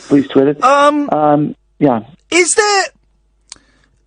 And I'm going to be a bit base, but I'm just fascinated by it. When the alien has finished having sexual intercourse with one of these two young ladies, what men tend to do is they get a bit sleepy and a bit bored, and they just roll over. Oh, I'm gonna come and cuddle. Oh, no, I'm going to sleep. Do aliens have the same after-sex pattern as humans? Do they not? No, they do not. They're very modern. They're very modern men. I mean, they quite often get up. They might make a hot drink for the human partner. Occasionally, they might go and record one of their shows that they want to watch, deal with the children, maybe phone up for some food, get a carry-out takeaway. And I'm sure that, not only does the woman have a shudderingly immense orgasm, but also the alien is very attentive, will ask about their mother, maybe clear up their clothes from the bedroom floor. Wow, so they're very, very modern. I just want to bring Gatford into the conversation. Gatford, you're through to the Professor. We've got a few calls waiting. I don't know if we'll get them all in, but Gatford, what would you like to say? Thanks. Well, this whole thing scares me. I mean, it just puts the willies up. And just that's a yellow card. That's a yellow card. Get one more like that, and you're off. Well, but it is very scary here. I think you're safe. Yeah, fair enough. The question that I wanted to ask, what was the name of the book again? Progeny of something. The Progeny of the Truth, Shadow of the Chosen. Progeny of the Truth. Yeah, I'll look for that in the morning. Could you please get to the question, Gatford? I've got two other calls waiting. No, it's fine. You mentioned that the aliens, after they've, I assume the ladies stayed in the spacecraft after they were pregnant, and it was a normal pregnancy. That is correct. A normal 11-month pregnancy, alien pregnancy. And you mentioned that they know how the children are doing at school, so that implies that the spaceship that they're on must be quite vast. It has a school, it has some sort of sterile hospital area. There's a cinema. There's of course there's all manner of food outlets that you might find down here. Do we have any idea how far these aliens have come? Because obviously they must have advanced technology. Of course they do. They've got spaceships, Gatford. Of course they've got advanced technology. They're very advanced. They've got those kettles that boil, just small amounts of water. Wow. Very quickly, I'd imagine. Very quickly. If you want, say, a cup of alien tea, and you only want one cup, you don't have to, for example, fill the kettle right up. I think they have those. I think they have those kettles on Earth as well. Actually, you can just pour a cup not in. Not as advanced. Maybe they've got one of those taps that you have in the kitchen that just brings out boiling water. Yes, probably some of them. Yeah. As well, okay. J.P. Devlin, who works on BBC Radio 4, which is very, very big. I know it. Not in terms of listeners, but just in terms of weight. Right. He's asking, where is this guy a professor, and of what? Oh, I think we've been through this, Yeah. Mr. J.P. Devlin. Yeah. Do I have to go through this again? I'm Professor Joseph Laevens, FRCP. I'm a fellow of the Royal College of Physicians. My expertise is twofold. On a pan-geographic scale, I'm an ESCO chair in transnational challenges and governance. In the scientific field, I'm a professor emeritus at the University of Washington. We've got Kyle and Pablo. I just don't think we're going to get to you. Sorry, guys. We've only got a couple of minutes left of your time. My contention in the book is that they are coming. Yeah, sorry? They are coming. Well, that's how they're making the babies. Over. Yes, right. It's a funny joke, but they're coming down, and they're going to get you and stick it in with all their willies, alien ones. Their head. So be careful. I'm going to send you this picture now. If you send me the drawing... I'm going to do that right now. I will, if you send me the evidence... Yeah? Yes, I'm going to send it now. I will... Shade in her face. Okay, we're still on air. Okay. I will tweet that to my followers, and maybe it will generate a conversation for the next hour or so. Professor, lovely to speak to you. Okay. And keep safe, everybody. Keep your wits about you. Don't get bumped. Professor, you okay? Yes. I'm just drawing the spaceship here. Color that in. What was that noise? You sound like you... I'm coloring this in the spaceship. Just coloring that in. Okay, Professor. I'm gonna let you get on with that, and okay. I'm gonna crack on with the show. All right. Thank you. Thank Good you night. so much. Thank you, Professor Joseph Laevens. You can say what you want, but you've got to admit there's something in it. There's something in it. These women are convinced. The professor has evidence that he's gonna send me, and I'll tweet it. There's something in it, isn't there? 0344 499 1000. Late nights with Iain Lee. This is Talk Radio. Late night, Iain Lee on Talk Radio. We have ways of making you talk. Let's print off, and let's try by 1 o'clock in the morning to have callers from all 62 counties. I don't even know how many counties there are. I've literally just plucked that figure out of my backside. Let's try this evening to get a caller from every single county. First of all, 0344 499 1000. Can someone phone in and tell me how many counties there are? I've got. It could be 12. It could be 60. I don't know. Let me look at a map of England in my head. And Scotland and Wales and Northern Ireland. Does Northern Ireland have counties? It turns out I know very... Let me just take this. Yes, line 1. Iain, hip, hip, hip. Yeah, well, honestly, we are so packed tonight, we haven't got time for that. How many counties are there? I retract it. 22. Is that, now, that sounds about right. I'm going to go with that. 22 counties. Does Northern Ireland have counties? Yeah, 4. 4 counties and not, and they're included in the 22? Of course they are. Yeah, obviously. Right. Which county are you calling from? Berkshire. Berkshire. Right. Yeah. Oh, and here's the thing I should Royal have... County. I don't think Berkshire is a royal county. I don't think there are... the Royal County of Berkshire. Berkshire or Berkshire? Berkshire. Here's the thing, Az. Yeah. You get to decide as well. So you own Berkshire. So I don't own Berkshire. It's mine. It's the Royal County and I own it. Yeah, exactly. And I don't want any more callers from Berkshire unless somebody... These are the rules, okay. I knew that me prepping the show this evening by looking for Beach Boys bootlegs would bring us gold. We'll have him as well, of course. Someone can come and challenge your ownership of Berkshire, right? I mean, if that happened... How? Well, I'm about to tell you. So it's mine? Yes, but you can be... I voted for it to be mine in a referendum involving only me. Okay. But you can be invaded. Oh. You can be invaded. Now, these are the rules, okay? So you phone up, you own a county, okay? You become the Duke or Duchess. You are the Duke of Berkshire, Az, okay? Yes. Duke Az of Berkshire. I always suspected so, but go on. Yes. Now, if someone else phones up, and they have to be from Berkshire, they can invade... Oh, this is actually like a brilliant video game. They can invade... No, it's not. It's like a boring board game. They can invade Berkshire, and you have... The clock then starts, right? You then have 5 minutes to phone up and reclaim Berkshire. If you phone up within that 5 minutes, it's yours and it's yours forever.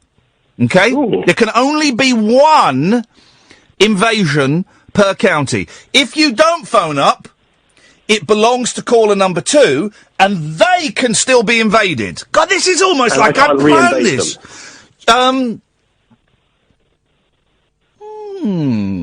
Very interesting what the Duke of Berkshire says to me. It's very interesting.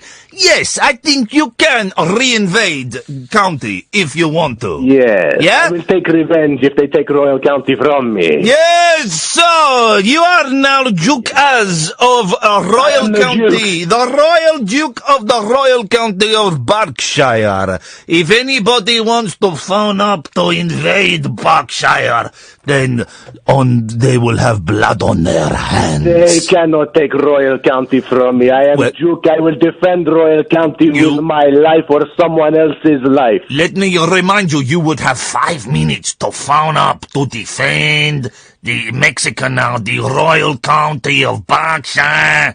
And if you do not phone up, then they own it. I can find human shield to defend Royal County of Berkshire in 5 minutes, no problem. Human shield? I will use trophy wife like president. Duke Az, you are a very wicked man. I look forward to your rule. That is why I am Duke. There we go. Well, that's tonight's show sorted.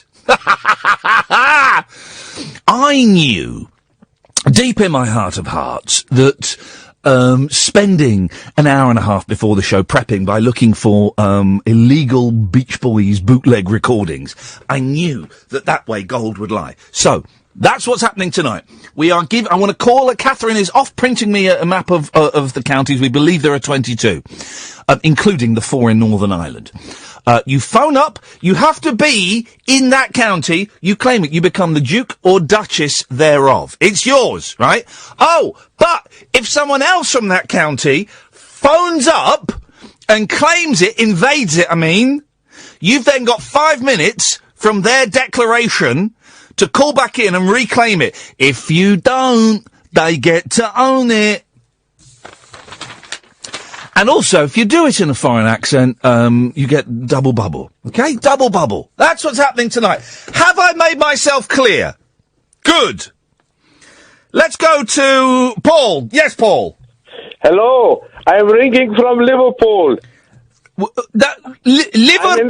Liverpool is not a county. What? Lancashire. Is Liverpool in Lancashire? I'm going by the old counties. Well, we can't. Don't confuse things, Paul, with old. What do you mean the old counties? We are in the Red Rose County. Ted Heath messed them all up. Now they all go back to the old counties. You cannot go to old. I can't do Chinese. That's terrible. You cannot. I can't do Russian anymore. I'm going to do it in English, and then something will happen. You can't. We've got to do it on modern counties, Paul. There is no modern county here. The Merseyside is gone. We are now Greater Liverpool. Are you telling me that Liverpool isn't in a county? It's in Lancashire. It's old county again. The Red Rose County. But hang on. So is it? Oh, flipping it. Is Liverpool actually in Lancashire, or have you just gone even more nuts than usual? It's all gone crazy, but for 1,000 years, we were in Lancashire, the Red Rose County. The Lancashire cricket team plays in Liverpool. Right. I am the Duke of Lancaster. The Duke of Lancaster is the King of England. Hang on a minute. You're saying the Duke of Lancaster. It's Lancashire. Lancashire is the Shire of Lancaster. Oh, for God's sake. The Duke of Lancaster is the King of England. We're only 13 minutes in, and it's already got more confusing than I could have expected. Catherine. Your map. All right, we've got a map, because Paul claims he's the King of England now. Well. Hang on a minute. It's a matter of time. I can't read this! Why? It's tiny! Oh, for It's tiny! It's not. I've got to... Counties. There's way more than 6. There's more than 4 in Northern Ireland. What was Duke Ayres from Berkshire on 6. about? 6 in Northern Ireland. No, there's way more than 6. There's 1, 2, 3, 4, 5... Are they counties? No, you're looking at some... No. No, what are they? Right, so look, you've got Fermanagh. Is that are these counties? Just tell me yes or no. Armagh. Yeah, no, don't say the word. What? Yes. Yeah. So there's 1, 2, 3, 4, 5, 6... These are too small! I can't do it bigger, there won't be room. Well, can you get me double the size? So I'll have this for starters. This is supposed to be fun, and we've already got Paul claiming to be the King of England. Right. All right, Duke Paul, you are the King of you're the Duke of Lancashire. Duke of Lancaster, who is the King of England. What is the difference between Lancaster and Lancashire? Why are you doing this to me? Lancashire is the Shire of Lancaster. Each county is called the Shire of a town, like Yorkshire and Leicestershire. What about Cumbria? That's Cumberland. It's a land. It's a separate country. Cumbria is a county. It's Cumberland and Westmoreland. I've got a map here that says Cumbria and Northumberland are counties. That map is out of date. Oh, for crying out loud! Right.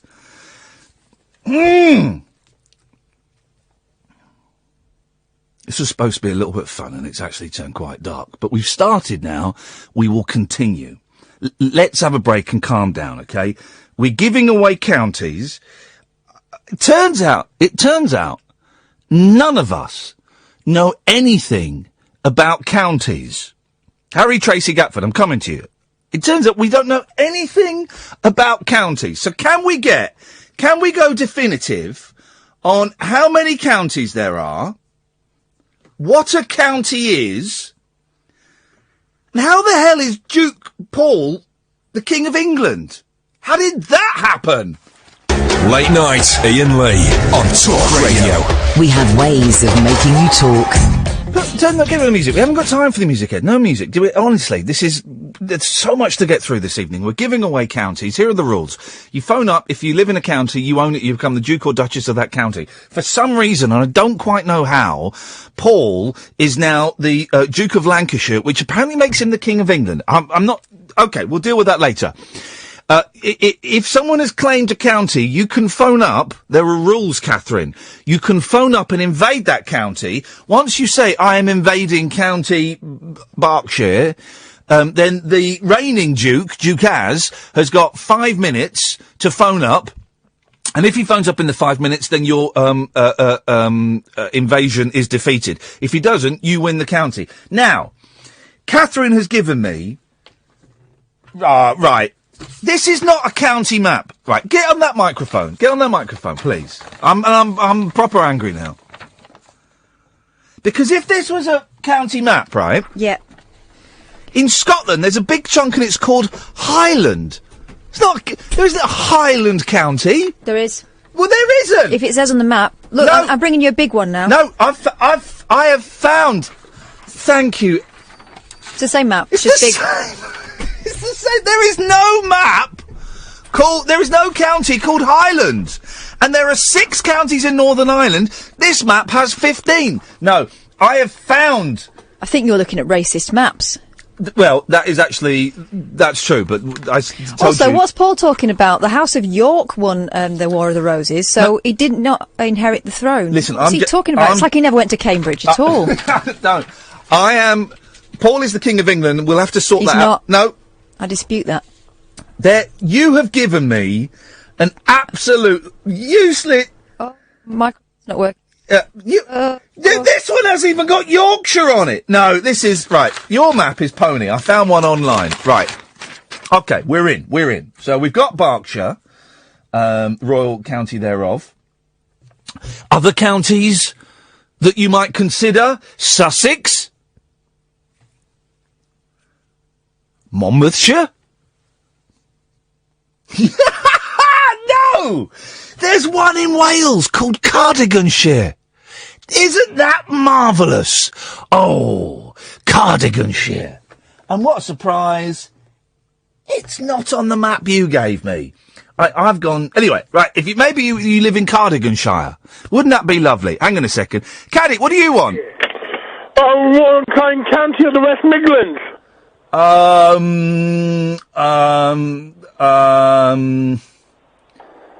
Well, that's the West Midlands? Yes.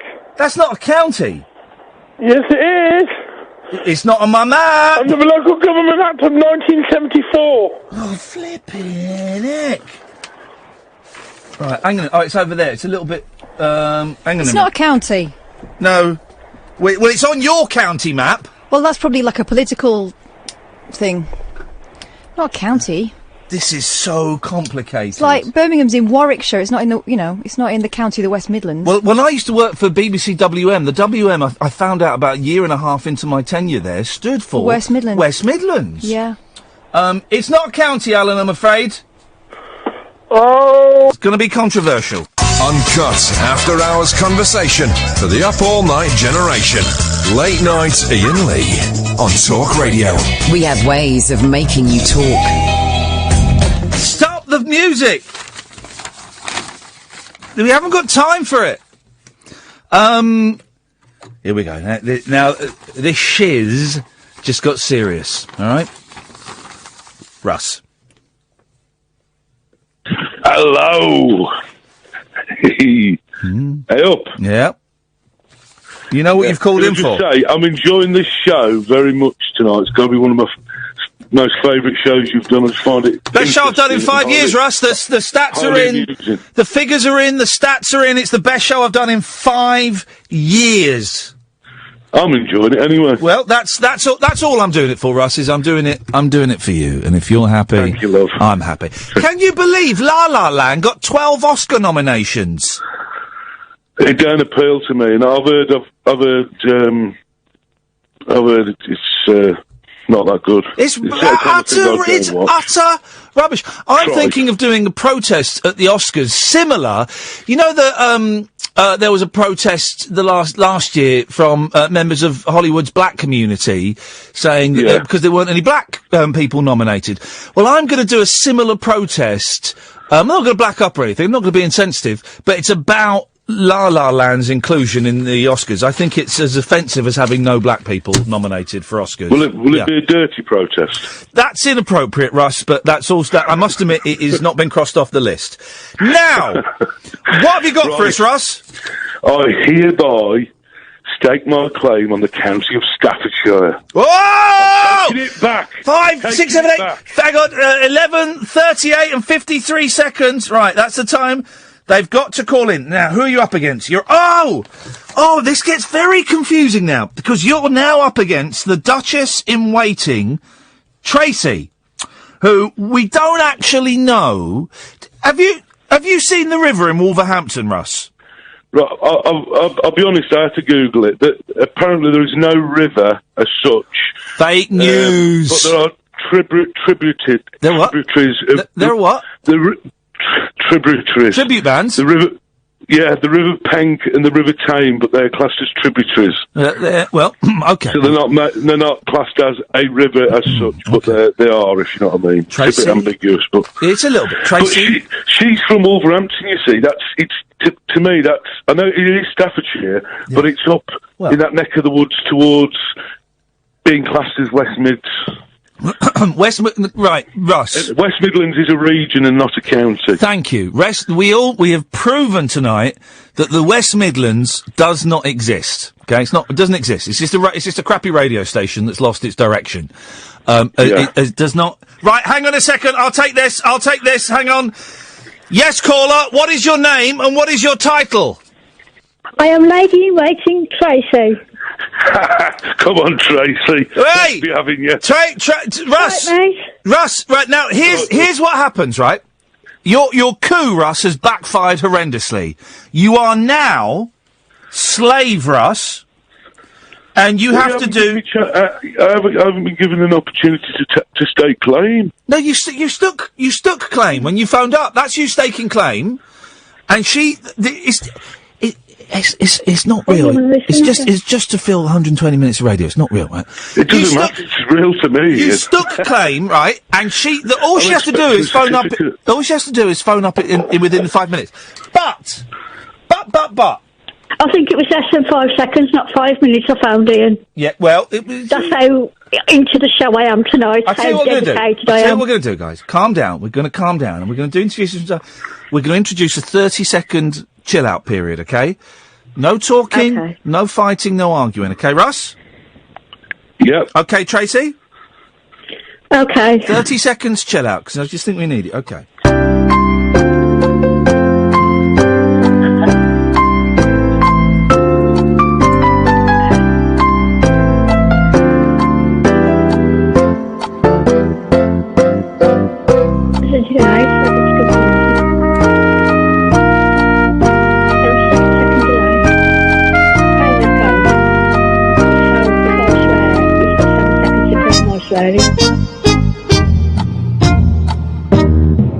Someone wasn't chilling out there. So that's it. Tracy. That's it. She's got to be penalised. No. Okay. What we're going to do? Stay in the dump to my son. What we're going to do, guys? We're going to make this. And it's a slightly different situation because Tracy is only the Duchess in Waiting. Okay, we needed a picture to verify it. Russ has come in. It gets a little bit more complicated. We're going to have a quiz about Staffordshire. Yeah. Right? I don't think I can do a photo, Ian. It'll be difficult for me. To send one. Well, Ian, I've got a tattoo of the Stafford knot, which is the symbol of Staffordshire, on my arm. You're going to have a Stafford knot in your neck in a minute. Now listen. Okay, love. That's also on the Black Country flag, which is in the West Midlands, which is in Staffordshire. I don't think we're allowed to call it the Black Country anymore. Right, what we're going to do is I've got a quiz about Staffordshire. I've got 10 questions about Staffordshire. Bring it on. Whoever gets the highest score wins. Wins Staffordshire. Simple. I'd say that's fair. That's fair, isn't it? That's fair. That's fair. Fair enough, Russ. I tell you what we're going to do, Tracy. What we're going to do? We're going to call you back. Call Tracy back because that was on $1. So, Kathy, if you can call Tracy back, please. We're going to take a break. When we come back, it's going to be the fun Staffordshire quiz. Late night, Iain Lee on Talk Radio. We have ways of making you talk. That sounded sloppy. So Russ and Tracy. Hi, Ian. I'm with you. Welcome to the light-hearted part of the show where we've got a fun little quiz about Staffordshire. It's a bit of fun, but it's got serious consequences because the winner is going to walk away owning the county of Staffordshire and also owning the other person's ass. And when I say ass, I mean their entire body. The other person will be their slave, okay? Right. Tracy, as you were the Duchess in waiting, you get to answer the question first. There's 10 questions, and you both get to have a go, okay? But we alternate who goes first. It's a quiz. You know how quizzes work. What am I explaining the quiz for to these Muppets? Right. Tracy, and I'll give you options. Tracy, Okay. bit of fun. Question 1. Mary, Queen of Scots, she was in prison in Staffordshire. You probably knew that, didn't you? Yeah. Okay. But where? Was it Stafford Castle? Mocop Castle? Windsor Castle? Or Tutbury Castle? Stafford Castle. You're saying this is a bit complicated because I don't get the answer until the end. Okay, so you're saying, hang on, Tracy, and you're Russ. So you're saying Stafford, okay? Russ, what do you say? I know Stafford Castle's very. Well, you can't. I'd say I'll go for Tutbury. Okay, Tutbury. Okay, you can't give the same answer. Okay, right. Question 2. You get to do this. There's 10 questions, so you get 5 each. You get to go first, Russ. Me? Yep. Russ. Russ. Oh. Which? Yes. What? Which? You said Tutbury. Okay. Which author has a connection to the following Staffordshire towns? Hambridge, Longshore, Turnhill, Knipe, Knipe, and Bursley. The options are, Russ. I think I know. Is your name Russ? No. Then Sorry. button it. The options Apologies. button it. The options are, Russ. Geoffrey Chaucer, Arnold Bennett, William Shakespeare, or Anthony Trollope. Now, Russ, have you ever read a book? 1 or 2. Okay. It's Geoffrey Chaucer. You're saying Chaucer. What would you say, Tracy? Well, it wasn't none of them four. Oh. Could you take them, please? Well, Russ has gone for Chaucer, so you can't have him. Arnold Bennett, William Shakespeare, or Anthony Trollope? Shakespeare. Okay. Who would you have said then, Tracy? I was thinking J.R.R. Tolkien. No, don't be so ridiculous. Right, it's your turn. These are fun questions, aren't they? Just a little bit of light-hearted general knowledge. This is you, Tracy. This is you, Tracy. Isaac Walton was born in Stafford.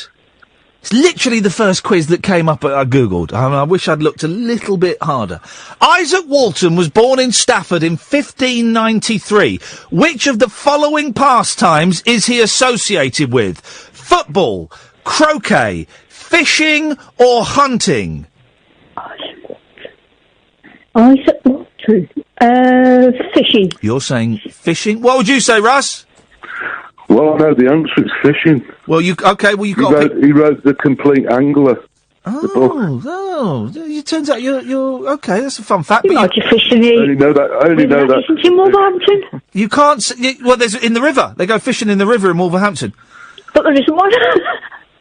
Russ, you can't say that though. So you've got to say something else. Dogging. Unbelievable. I really hope you win this, Tracy.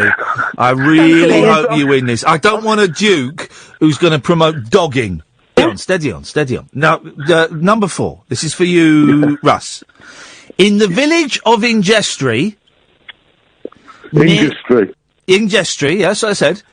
Ingestry. Yeah, Tixall. Yeah, Ingestry, near Stafford. Yeah. Lies the Church of St. Mary the Virgin. What's its claim to fame? Is it was designed by Sir Christopher Wren? Is it that Sir Edward Elgar was baptised there? Is it that it houses the tomb of Winston Churchill? Is it that it hosted the coronation of Lady Jane Grey? Russ? I'm going for A. It was designed by Christopher Wren. What do you reckon, Tracy? C. Winston Churchill. All right. Okay. 5. Turns out this quiz is really dry. Right, this is your turn, Tracy. What is Rudyard Kipling's connection with Staffordshire? He went to school in Newcastle under Lyme. His name Rudyard is taken from a Staffordshire lake. That's a silly name. He was born in Stoke-on-Trent. He wrote the Jungle Book while staying in Staffordshire. I'll try the first one. You went to school. School. All right. What do you reckon, Russ? I'm going for the last one. He wrote the Jungle Book while staying in Staffordshire. I'm sure that rings a bell. Okay, Jungle Book. Right, Jungle Book. Jungle rock. Question 6, Russ. Anna Funder, Jonathan Coe, and James Shapiro have all won a prestigious writing award named after which son of Staffordshire?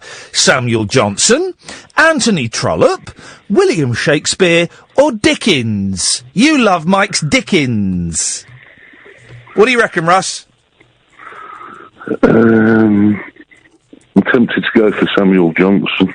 You want to go for the Johnson, yeah? Okie dokie. Yeah, I'll go for that. I think I'm probably wrong and it's going to turn out to be something else. You've gone for the Johnson. What would you like to go for? Can you repeat to me, Ian? Oh, God! Sorry. Trollope, Shakespeare or Dickens? Trollope. Don't be so hard on yourself. Number 7, Tracy. I was born, and when I read this question, I'm playing the character. This is not me. I'm playing a character. I was born in 1895 near Newcastle-under-Lyme and designed the iconic British machine of World War II. Who am I? Am I Robert Morrison, Reginald Mitchell, Rupert Moore, or Roger Marshall? Is this for me? Yeah. Mitchell. Yes. Mitchell. Russ? What was the question? I didn't quite catch it. I was born in 1895 near Newcastle-under-Lyme, and I designed the iconic British machine of World War II. Who am I? Am I Morrison, Moore, or Marshall? Morrison. Okie dokie. This really is sucking out the will to live. This is for you, Russ. And you got to answer it straight away now, because I'm getting bored. Which of these renowned potters created the air... In fact, this is the last question, right? I've decided. Last question now. Which of these renowned potters... Imagine being a renowned potter. Flippin' heck. Created the area called Etruria in Stoke-on-Trent. Is it Thomas Wheeldon, Josiah Spode, Thomas Minton, or Josiah Wedgwood? Is this for me, yeah? Josiah Wedgwood. Who do you reckon it is, Tracy? Spode. Okay, you said that very confidently. We're going to say that. I've got to click on it, and we're going to click on that. We're going to click on that. Right. Submit my answers. Let's get the answers. This is on the funtrivia.com website. Right. So, question 1. Mary Queen of Scots was imprisoned in Staffordshire where? Tracy, you said Stafford. Russ, you said Tutbury. Yeah. It was Tutbury, 1-0 to Russ. Question 2. Which author has a connection to these boring towns? Russ, you said Chaucer. Tracy, you said Shakespeare. It was Arnold Bennett. It's still 1-0 to Russ. Oh, Gordon Bennett. It was Arnold Bennett. Isaac Walton was born in Stafford in 1593. What's he associated with? Well, you said dogging, Russ. It was you said fishing, Tracy. Of course it was fishing. It's 1-0. Yes. Question 4. 1-0. In the village of Ingestry near Stafford lies the Church of St. Mary. Yeah, Ingestry. That's what I said. Near Stafford lies the Church of St. Mary the Virgin. What's its claim to fame? You said it's designed by Christopher Wren. You said that Churchill was buried there, Tracy. One of you was right. Tracy. You were wrong. This is good guess. You were wrong. It was designed by Sir Christopher Wren. That's 2-1 to Russ. She could have found a friend. Yeah, well, that would be tricky for us to do. Now, question 5. Guys, we've got to crack on because this is really important. And I know that everyone at home is loving this, but we can only endure so much fun. Question 5. Rudyard Kipling's connection with Staffordshire. You said he wrote the Jungle Book there. You said, Tracy, he went to school there. You're both wrong. His name, Rudyard, is taken from a lake. Okay. Question number 6. Anna Thunder, Jonathan Cohen, James Shapiro have all won prestigious writing awards named after which son of Staffordshire? You said Johnson. You went for Johnson, Russ. Yeah. Tracy, you went for Trollope.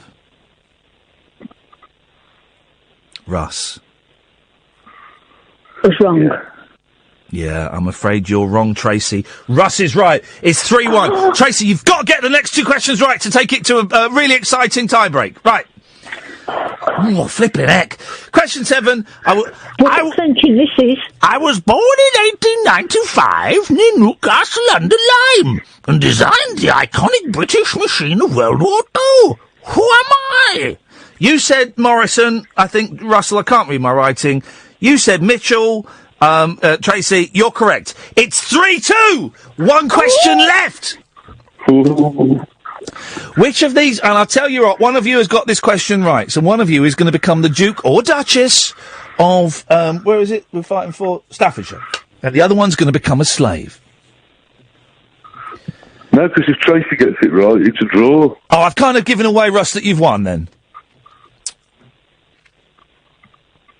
Oh. Well, no, I've ruined that, haven't I? I've actually given away that you've won. So should we not make an exception of a Duke and Duchess? Well, that is not all right. Right, you won it, Russ. Okay, you won it. You destroyed her 4-2. Now here's the thing, Russ. Hang on. Here's the thing. So it's now Duke Russ. Although the paperwork will say Duchess for quite a while, Russ. It takes ages to sort it out. Now, you're now the Duke of Staffordshire. You have an option here, right? Tracy is now officially your slave. You could bring her out of servitude, though, by marrying her and making her your Duchess. Are you prepared? I'll let him go dogging. Sorry? I'll let him go dogging. Struth. Well, I was about to show mercy then, but if you're going to be like that, Trace. Russ, are you about to propose to Tracy? Yeah, I will do. I think, I've got to show mercy here. I can't be too... So romantic. Well, then propose to her, man. Propose to her. Tracy, would I do me the honour of being that wife? I will. Fantastic. It's wonderful. Romantic. It's powerful. We have our first royal wedding on Talk Radio. It's Russ and Tracy, the Duke and Duchess of Staffordshire. If you want to invade Staffordshire, though, and cut off their heads and put them on pikes, you'd be very welcome to. Across the UK, online and on DAB. Get an earful of unusual nocturnal emissions with radio's Lord of Misrule, Iain Lee. No relation, thank God. Unfiltered Night Talk with the original king of unconventional conversation. Late Night Iain Lee on Talk Radio. We have ways of making you talk. Rob's on the line. Good evening, Rob. Good evening, how are you? I'm surprised I've managed to get 2 hours of 7 minutes out of this rubbish, but eyes down, I think we can get a full house. Well, you might struggle. I want Somerset. Somerset? Now, Somerset, is that a county? Of course it is. What do you mean? Hang on a minute. I don't know if you listened to any of the show tonight. My knowledge of counties is really, really slim. So just go, of course it is. I mean, I know it's a place. Well, it's the county of Somerset. Anyway, it's mine anyway. So. I thought Somerset. All right, I thought Somerset was a town. No, there's the county town is Taunton. Okay, is Glastonbury's in Somerset? It is, yes. Yeah. Oh, a lot of hippies, a lot of crystals. Yeah, you got it. I've been to Glastonbury, not to the festival, because that's not even in Glastonbury, is it? The Glastonbury Festival? No, it's in Pilton. It's in Pilton. It's not even Glastonbury. Yeah. But I've been to Glastonbury, the town, many times because my friend Simon used to live there, and you would you'd walk from one end of the high street to the other. It's only a short high street. You'd walk up from one down to the other, and you'd see 4 people at least carrying guitars. The air was rich with the smell of Sweet Mary Jane, and there are about a dozen crystal shops. Loads. Yeah, selling garbage to tourists. That's what it is, you see. And, well, there are a lot of people there. A lot of the locals there seem to buy into all that stuff about the magic of the tour and King Arthur and the ley. Are ley lines real? I don't know. I think it's just one big cynical ploy to extract as much money from people as possible. So. And are you going to, as the Duke of where is it, Somerset? The Duke of Somerset. Yes, that's me. Yeah. Are you? Nice to meet you, Your Majesty. Are you going to bring an end to this fleecing of the thick and the stupid? I think the first thing that I'll do with Somerset is just to flatten it, make it start again. Flipping heck, year zero. We got Pol Pot here. Blimey! Yeah.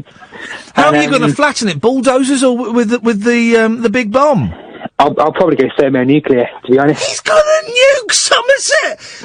It's crazy, but do you know what? You say what you like about Rob, he's got plans. He's got big plans. Yes, it involves... How many people do you reckon live in Somerset? 1 million? No, nowhere near. All right. Well, how many live? What? Maybe 300,000 a push. You're gonna wipe them all out and start again. Yeah, a lot. It's cold, but I respect your attitude and your defiance. Thank you. You'll be welcome to visit when it's been completely flattened. Well, so, yeah. I would probably give it like about 100 years for the nuclear winter to pass. But Rob, I appreciate the offer. Thank you, mate. Cheers. Good night. Good night. There we go. Look at that.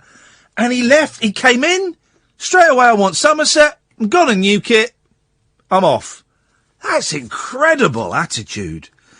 It's gonna nuke it. I'll write that down just so I make sure I don't go down the A303. Right. Here's a genuine question, actually. 0344 499 1000. Because everyone talks about the ley lines in Glastonbury, or the ley lines converge, you see, and that's what makes it very... And I've never questioned this before, right? So I genuinely don't know. This isn't me playing dumb or cute. Are ley lines real things? Are they real things? Are they real? Or is it? Isn't a ley line like an energy flow? I think I've answered my own question there, haven't I? If a ley line is an energy flow, then no, ley lines are not real. Is that what they are? They're like, there's an energy flow and they all cross. That's rubbish, isn't it? Nuke the lot of them, I say. 0344 499 1000. Rashid, stay there, come to you after this. Uncut after-hours conversation for the up-all-night generation. Late Night Iain Lee on Talk Radio. We have ways of making you talk. I'm just going to let it... Will you set off 2 beds? Hang on a second. Just whack him straight through. Wagwan, Harry. Hello, Ian. Hello, Harry. Northumberland here. How's it going? It's very well, sir. It's a pleasure to speak to you. How's Northumberland these days? Dull. Not much is happening. Oh, so what have you called in for? Because of that, I want to claim Cumbria as well. Oh, mate, this is going nuts. Now, you know what? Yeah? I'm going to invade Tyne and Weir. Flipping heck, man. You're insane. All right, listen. Yeah? Hang on. Who's got Tyne and Weir? Hang on a second. It's Pablo, isn't it? Pablo, right. Clock starts now. 5-minute clock starts on Pablo. Let's go for it. Come on. So 29:54. We're waiting for Pablo. What is it? What was the other one you wanted? Cumbria? Cumbria, yeah, right next door. Okay, right. We're going to have to hold off to see if your takeover of Tyne and Weir is successful, you get Cumbria. If your takeover of Tyne and Weir is unsuccessful, here's what happens. Right. Pablo keeps Tyne and Weir. Uh-huh. He gets Cumbria. Right. And he gets Northumberland. Oh. And you become his slave. This is a big one. This is a big one. This is the biggest one we've ever had. Pablo. Are you still awake, Pabs? Are you still there, buddy? 0344 499 1000 is the telephone number. You've got 4 minutes and 5 seconds to call in. Pablo, Tyne-and-Wear. Remember, of course, Tyne-and-Wear is the first of our regions to have a flag. The flag is a giant picture of Jimmy Nail's flappy head. 0344 499 1000. Pablo. I get the feeling with Pablo that, so you may have played the blind here, Harry. I get the feeling with Pablo, he's done his phone call. He thinks Tyne-and-Wear is safe. He realises it's towards the end of the show. And so he's gone to bed.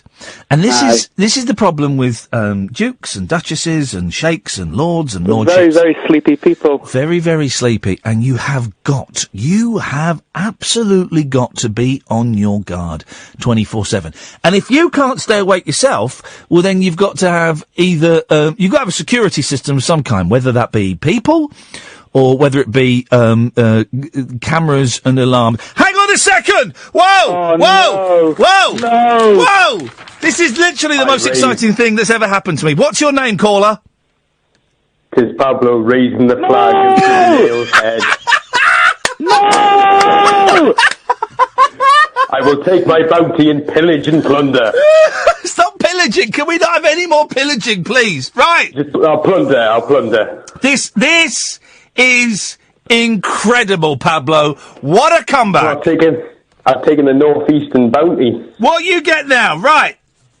Now, Harry... Cumbria's not in the northeast, of course. It's the northwest. Whoa, slave Harry! Oh, right, Watch yourself. It's now, where I say it is. Pablo, you had Tyne-and-Wear. That was safe. You're going home with Tyne-and-Wear. Now, Harry came in trying to get Cumbria. You've got Cumbria, Pablo. And Harry also, at the start of the show, although about 2 hours ago, claimed Northumberland. Well, Pablo, you've got Northumberland as well, and you've got your very own slave Harry. Unprecedented. Gutted. You should be, Harry. This is the thing, Harry. Yeah. You could have just kept Northumberland. You could have even gone and got Cumbria, mate, and that would have been all right. I had to get greedy, didn't I? I had to be greedy. You got greedy, Harry. It's like a county version of Golden Balls. That's exactly what it is. And by coincidence, my balls are golden at the moment. I decree it. Harry, you've embarrassed yourself. Pablo, what's the first thing you're going to get your new slave to do for you? Get a tattoo of my face on his face. That's fair enough, I guess. I deserve it. You do deserve it, Harry. It sounds like he's going to be a very willing slave, Pablo. Excellent. Stay tuned, though. We've got another 30 minutes. It could still kick off. Well, The problem is with you now, mate. You've got 3 counties, a slave, and a flag. A lot of people are going to be wanting a bit of that pie. I want to get that painted on the side of a van and just drive about, just me with a big flag of Jimmy Nail and a slave at my side and 3 counties at my feet. Well played, guys. Well played. This really has... That wasn't that exciting. 0344 499 1000. We've got more people coming in. It looks like it's going to get nasty in the last half hour of the show. Late night, Iain Lee on Talk Radio. We have ways of making you talk.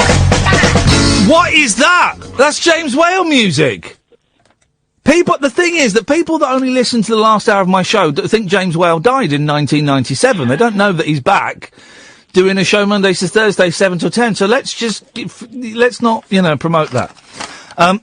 We're giving, it's the great, we've been trailing this for months and months and months, and I'm so pleased that today is finally here. It's the Great British County Giveaway. Got to be careful how you say that, Richard. You've got to be careful how you say that, and I'm surprised that, I haven't, come a cropper. We're giving away counties, and I knew this would happen. The last 35 minutes of the show, it's got nasty, and people are coming in thinking that people have gone to bed and trying to grab stuff. Wales has been taken by the Arabs. Tyne-and-Wear was up for grabs from the youth, but the youth got greedy. It's been marvellous. Richard's called in. Richard, wagwan, Richard. So, unless I missed something in the brief trip to the corner shop, I would like to claim Greater London. But London's a town. No, Greater London is a county. No, it's London's a Wikipedia article. London's a town. The Greater London is a county according to Wikipedia. It's a great county. It's a great place, but it's a town. Can I claim Southwark then? Southwark's a town, isn't it? In London. Well, it's a borough of London. But so where is London according to you? Well, I'm in it. Yeah, but which county is it in? Well, it's not in a county. It's just London. So people in London are entitled to becoming. London's in the southeast of England. Their own destiny, according to you. London is in London is in the southeast. Now, is the southeast a county? Maybe this is it. No, the Greater London is the county. No, someone even hinted it on Facebook, saying that the biggest county of all is not being claimed yet. London is great. All right, okay. Can I just make a claim for my homeland then? I'll go for Wales. Flipping heck, start the clock. 37 and 33. All right, okay, 37 minutes, 33 seconds. You're going for Wales. Yep. Well, Sheikh Rashid has got Wales. Sheikh Rashid has probably fallen asleep by now, though. He's not, no. By this point. He's driving his truck. Well, yeah, he's probably fallen asleep, yeah. You know on the truck driver, though. Sheikh Rashid is probably... Well, this would be an interesting test to see if Sheikh Rashid is a consistent listener to us, or whether he's a part-timer. I've got a feeling, Richard, you may have just totally dropped yourself in it. Well, if you would recognise London as a county, then I wouldn't have dropped my... London isn't a county! It's a town! I've been there! Probably entertaining a lady of the night at a service station by now. I tell you what, name a county, right, that's got an underground network in it. London. Glasgow. Glasgow's a town! Oh, I don't know what a county for Glasgow is, but it's got one. Right. You need to stay there. You've got 4 minutes, just under 4 minutes to go. Okay, cool. Stay there. Let's go to George. Yes, George. Hi, yeah, just phoning up about the ley line chat. It's the feudal Lord George of Hampshire. Free sandwiches every day at 2 o'clock. Yeah, making sandwiches and also instructing people about ley lines. And everyone imagines, the Druids are using the ley lines, it's a mystical power line and whatnot. Absolutely not true. The first mention, they didn't even exist until a guy called Alfred Watkins wrote a book in about 1925 called The Old Straight Trek. So ley lines are bullshine then? They were adopted in the sort of 20s and 30s as a thing that existed as a sort of mystical link across the country, but the book was written, Old Straight Track, it's quite dry reading, but essentially this guy called Alfred Watkins used to wander about and did he go dowsing? Did he do the dowsing? No, he didn't. He didn't even do that, but he noticed that... I just have to interrupt you, George. Sorry, I just have to interrupt you. I've just got to say again, Sheikh Rashid, maybe you've just stopped out and got against us and jumped back in your truck. Sheikh Rashid, Richard is making a claim on Wales, and you have 2 minutes and 30 seconds to call in. 0344 499 1000. Continue, s'il vous plaît, George. It's all right. Yeah, and so he realised that they were standing stones in villages, or even I suppose by then it was sort of war memorials. It was strange trees on the top of hills and stuff that would sort of point the way to various points in the distance. And so essentially he decided that ancient man in Britain would know the way from literally Cornwall to Glasgow by following various points that were on the horizon. So they would put up a stone or a big tree, or they cut down trees, so there was a sort of standing tree, and so you could walk from one point to point in the horizon and get yourself to where you needed to be, and you go 12 points. 1.5 minutes to go, Sheikh Rashid. The phones have gone mental. I can say we've had 2 phone calls coming in. Neither of them at the moment are Sheikh Rashid. Sorry to interrupt you, George. George, does dowsing for water work? That works, doesn't it? Bizarrely, that does seem to work. But how does that work then? That happens because, I think it's because if most of where you are in the country, the ground, you've got sort of magnetism, and flowing water, it draws electrons away from stones and things, so if you have two metal rods in your hand, they might cross over naturally because of the sort of magnetic force of flowing electrons underneath you. But see, now what you've just said there sounds like absolute Rollocks. Oh, But I know that dowsing does work. There's about 45 seconds to go. Sheikh Rashid, 0344 499 1000 is the telephone number. But dowsing, the weird thing is dowsing is actually a phenomenon, that works, and I don't understand. Oh God, there's that book by your pal who, I made up that you made your pal, but there's a book about the guy who investigates ghosts, and he realised the dowser is just knocking his hand and it swings about. Oh, Will Storr. Will Storr, yeah, Will Storr versus Paranormal. He has a wonderful bit about. Get him on, have an interview with him. That'd be amazing. We'll get him back on again. He's going to come on. Hang on a minute.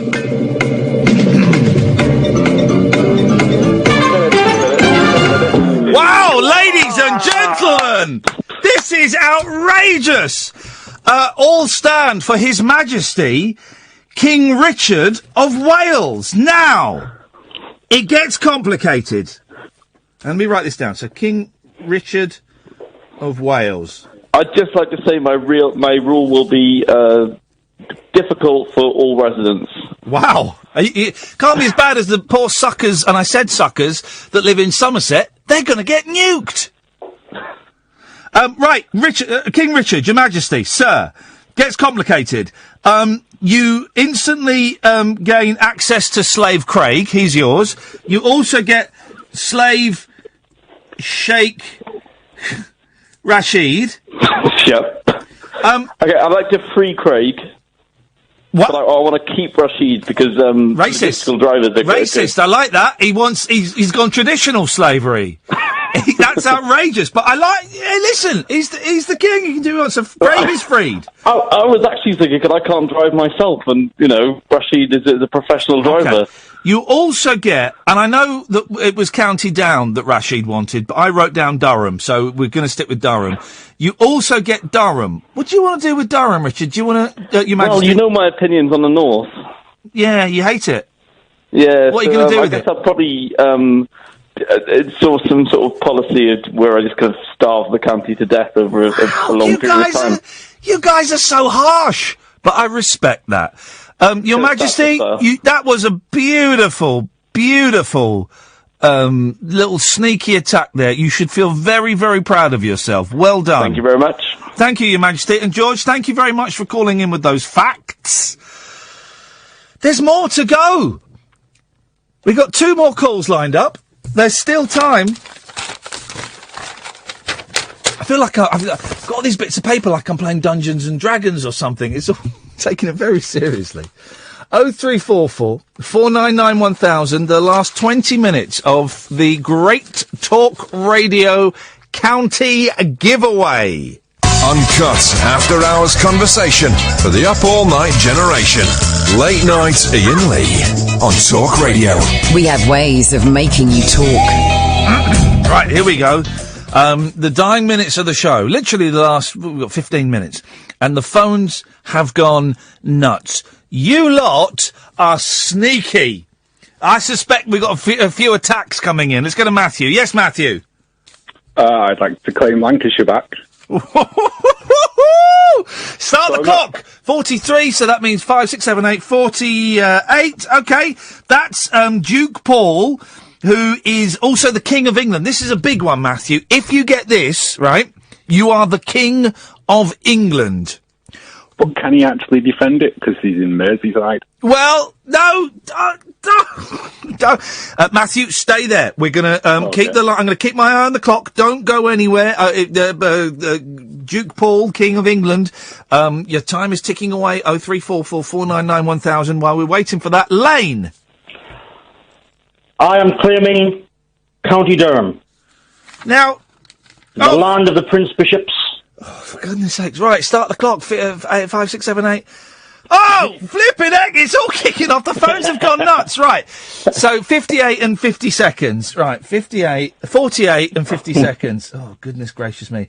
Okay, right. You're claiming County Durham. That's currently owned by King Richard, who also owns Wales. He also owns Slave... Oh, right. Oh, no! I'll take that call there. Hang on a second. Caller, what is your name, please? My name is Paul, the King of England, the Duke of Lancaster. Matthew, he has destroyed you, mate! Oh, he's a scout. He's in Merseyside. Yeah, he's destroyed you! That is the worst attack we have seen so far this evening. Paul, Matthew is now your slave. What will be his first duty? I will make him suffer because he denied that I am a Lancastrian. He will have to polish my shoes and he will have to spit on my shoes and polish them bright and dark. Thank you, Your Majesty. Thank you, ma'am. You're gonna get your slave to spit on your shoes? That's weird, isn't it? Right. So Lane. What was Lane? Oh God, I've got so confused. Ed, what was Lane of? County Durham. Right. So we're waiting for King Richard to call in. Right, hang on, hang on a second. Lane. Yes? Say hello to your new slave owner. Oh, this is just too easy. You absolute bounder.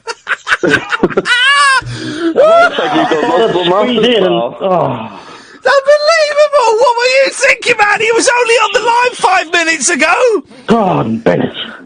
Gordon Bennett! Right, so Richard... I wouldn't care. Durham's got its own palace. It had its own army. Yeah. And with the land of the Prince Bishops, you had bishops running the place. My palace now, pal.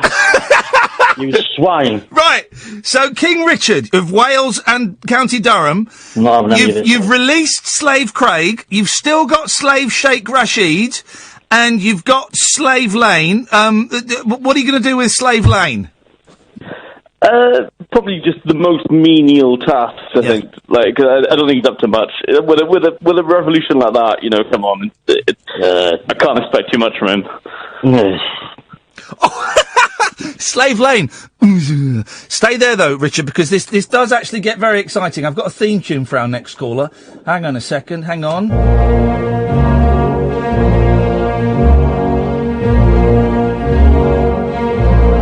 Yep, it's Rashid. I've been this Sheikh Rashid. I'm a slave. So, no, sorry.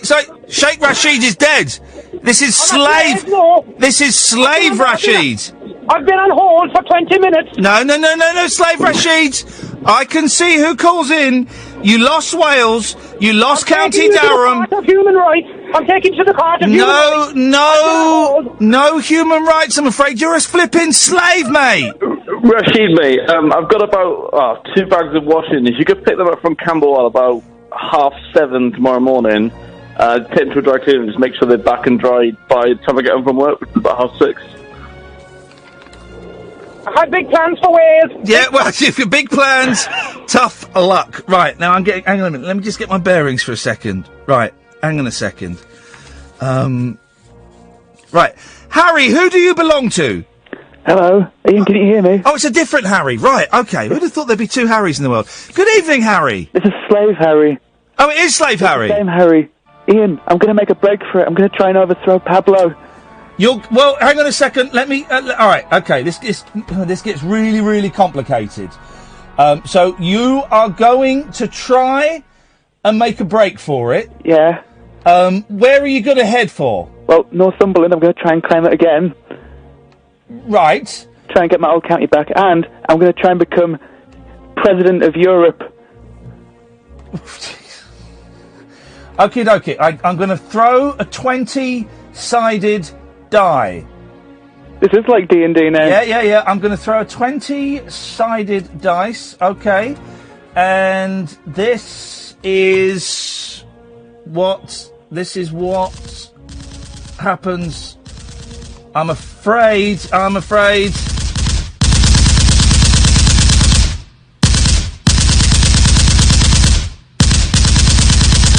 Harry?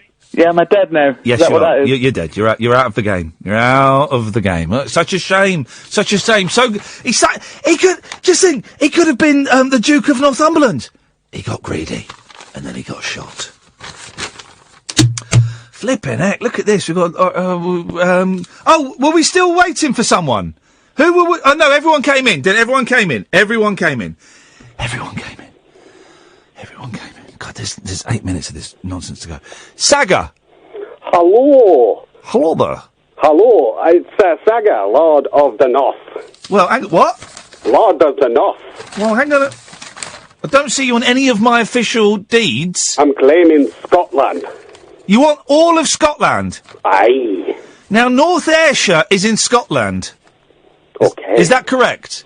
Aye. Right. So that's the only bit of Scotland we've given away, and that's right. Okay. Start the clock. 12:45 and 45 seconds. 45.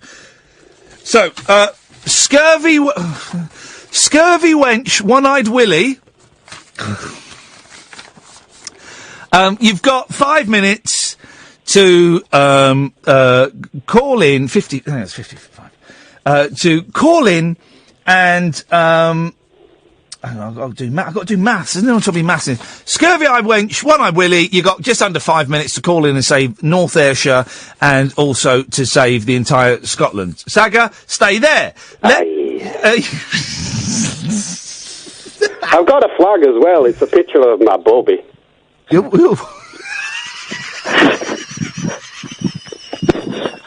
Is that what I think it is? Aye. Okay, right. Okay. Well, okay. Stay there, Saga. The clock is ticking away. David. Hello. Hello, David. Hip, hip, hip. Hip, hip, hip. I don't suppose you've still got Hertfordshire. Hertfordshire. Let me have a little look. Berkshire, Lancashire, Kent, Wiltshire, Bedfordshire, Staffordshire, Essex, Buckinghamshire, Northamptonshire, Somerset, Tyne and Wear, Cumbria, Northumberland, Wales and Durham, North Ayrshire. We've still got Hertfordshire unclaimed! Oh my God. This is incredible! I'll take that. Duke David of Hertfordshire. Oh! Sneak is a safe little county. Nice little county.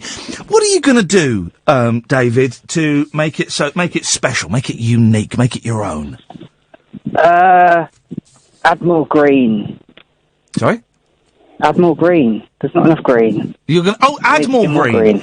Okay, yeah. You're going to add more green. David, Do you know what? I called up just because I wanted some company on the walk home. I was a bit scared. It's a bit icy. And of ISIS? Hertfordshire. You're scared of ISIS? No, Don't be scared of ISIS, your dukeship, because if you are, they've won. No, I've got flat black shoes and I'm slipping all over the icy pavement. Oh, icy. Hang on, you're more scared of icy than ISIS. Are you nuts? ISIS have got bombs. Well, icy is under my feet. Well, and ISIS is in our heads. And that's why they're winning that war. David, congratulations. I really hope you make Hertfordshire. Ooh, I've got Hertfordshire. Yeah, genuinely thrilled.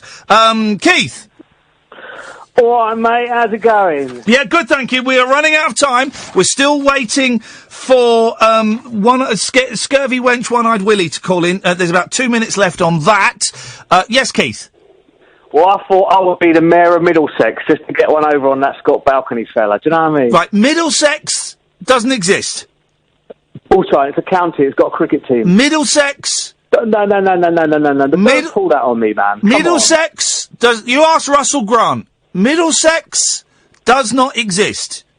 It does exist. You try telling that to Scott. I'm not taking prank calls at this serious stage in the day. There's about a minute and a half left on, is this... Hang on a second. Identify yourself, caller. Hello there, it's William from Newcastle. Right, hang on a minute. Are you not Scurvy Wench, One-Eyed Willie? No, I've transformed into William from Newcastle. You muppet! Compete with you. No! From Ant and Dick, like. Willie, Scurvy Wench, One-Eyed Willie! This is the worst thing you could have done! Hang on a second! Saga! Hang on a second! Saga, announce your intention. I'm gonna be King of Scotland, and the first thing I'm gonna do is invade England, of course. Right, well, okay, that's... So hang on a second. Well... All of England. No, hang on a second. King Saga of Scotland. You also have North Ayrshire, and that means you've got the slave in Scurvy Wench One-Eyed Willie. Aye. And you also get Newcastle. Oh, that's a bit disappointing. Well, you blew it, mate. You should have come. You could have got Scotland, William, but you blew it. We're running out of time. Saga, congratulations. Gatford. Hi. Nice to talk to you. Yeah, good to talk to you at last. I've missed a lot this evening. Did you just swear then? No. It sounded like a swear word there. No, of course, would I do that? Yes, you would. I'd hereby like to claim Kent, please. Kent, that's owned by, Duke Simon Prime. Yeah. Fair play. Calling in, yeah. Fair play. Yeah. Fair play. Okay. Duke Simon Prime, you've got, till the end of the show to call in. Slave Julie's up for grabs. Stay there. Let's go to Az. Oh, Az, our first contestant. The owner of Berkshire. Duke of Royal Berkshire. I'd forgotten we were doing that. Yes. I just was driving from Surrey. No one has Surrey. Do you want Surrey? I want Surrey, and then when I am Duke of Surrey, I want to invade myself and become double Duke of Berkshire and Surrey. Okay, so I forgot we were doing the Russian accent at the start of the show. I can't remember. Yes, because it's Royal County Berkshire. Royal County Berkshire and Surrey. Yes. You've got them, your dukeship. Yes, double Duke Meister of Berks and Surrey. Thank you. Okay, thank you very much indeed, sir. Look at that. The first caller and one of the last callers of the night. Slave William. I'm back in Scotland and my tea better be on the table. Yeah, you're the slave, mate. You're the slave, right, Keith?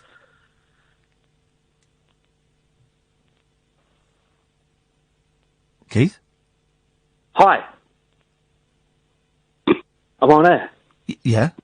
How long we got? You got a minute. Okay. So I've got an idea. I want to claim something. What? I want to claim Kent. Whoa. Hang on a second. Right. Okay. You want to claim Kent? Hey. Well, Gatford, what do you say about that? No chance. I've got Kent. If Simon Prime doesn't call in, then I've got Kent, and I'm going to build a wall around it. Okay, so Kent, and block up the Channel Tunnel. So Kent is mine. Okay. Well, we're having to play the Carnarvon rules now. This is where it gets nasty. I play I've got my 3 army cards. Just be quiet. No, be quiet. Be quiet. When we get into a situation like this, where 2 people are claiming a county, and the original owner of that county, these are the Carnarvon rules, has not called in, and it's the end of the show, do you know how we decide, Gatford and Keith, who gets that county? Is it a sandwich eating competition? Nope. Rock, paper, scissors? Nope. Shall I tell you? Yeah. Is it willy waggling? No, don't, no. Although that's a good suggestion. The county is automatically handed over to the slave. What? Slave Julie, you are free! Yes! And you own the county of Kent! Believe this. Free at last! You see! That is a travesty of justice. Guys, we're playing by, I'm sure I said at the start of the show, we're playing by the Carnarvon rules, guys. You did. And Julie, Gatford. No, wait. Gatford. Carnarvon or Carnarvon? Gatford and Keith are now your slaves, Julie. You got 10 seconds. What are you going to do with them? Oh, I don't know. I'll have to have a think about that. Oh, God, that sounded kinky. And on that bombshell, we should probably end. Thank you very much, everyone who played. I have no idea how we managed to fill 3 hours of radio with that complete and utter tosh. Well done, Ed and Catherine, for working like Billy-O. Back tonight at 10. Ta-ta! Across the UK, online and on DAB. Unfiltered Night Talk with the original king of unconventional conversation. The best of Iain Lee on Talk Radio. We have ways of making you talk.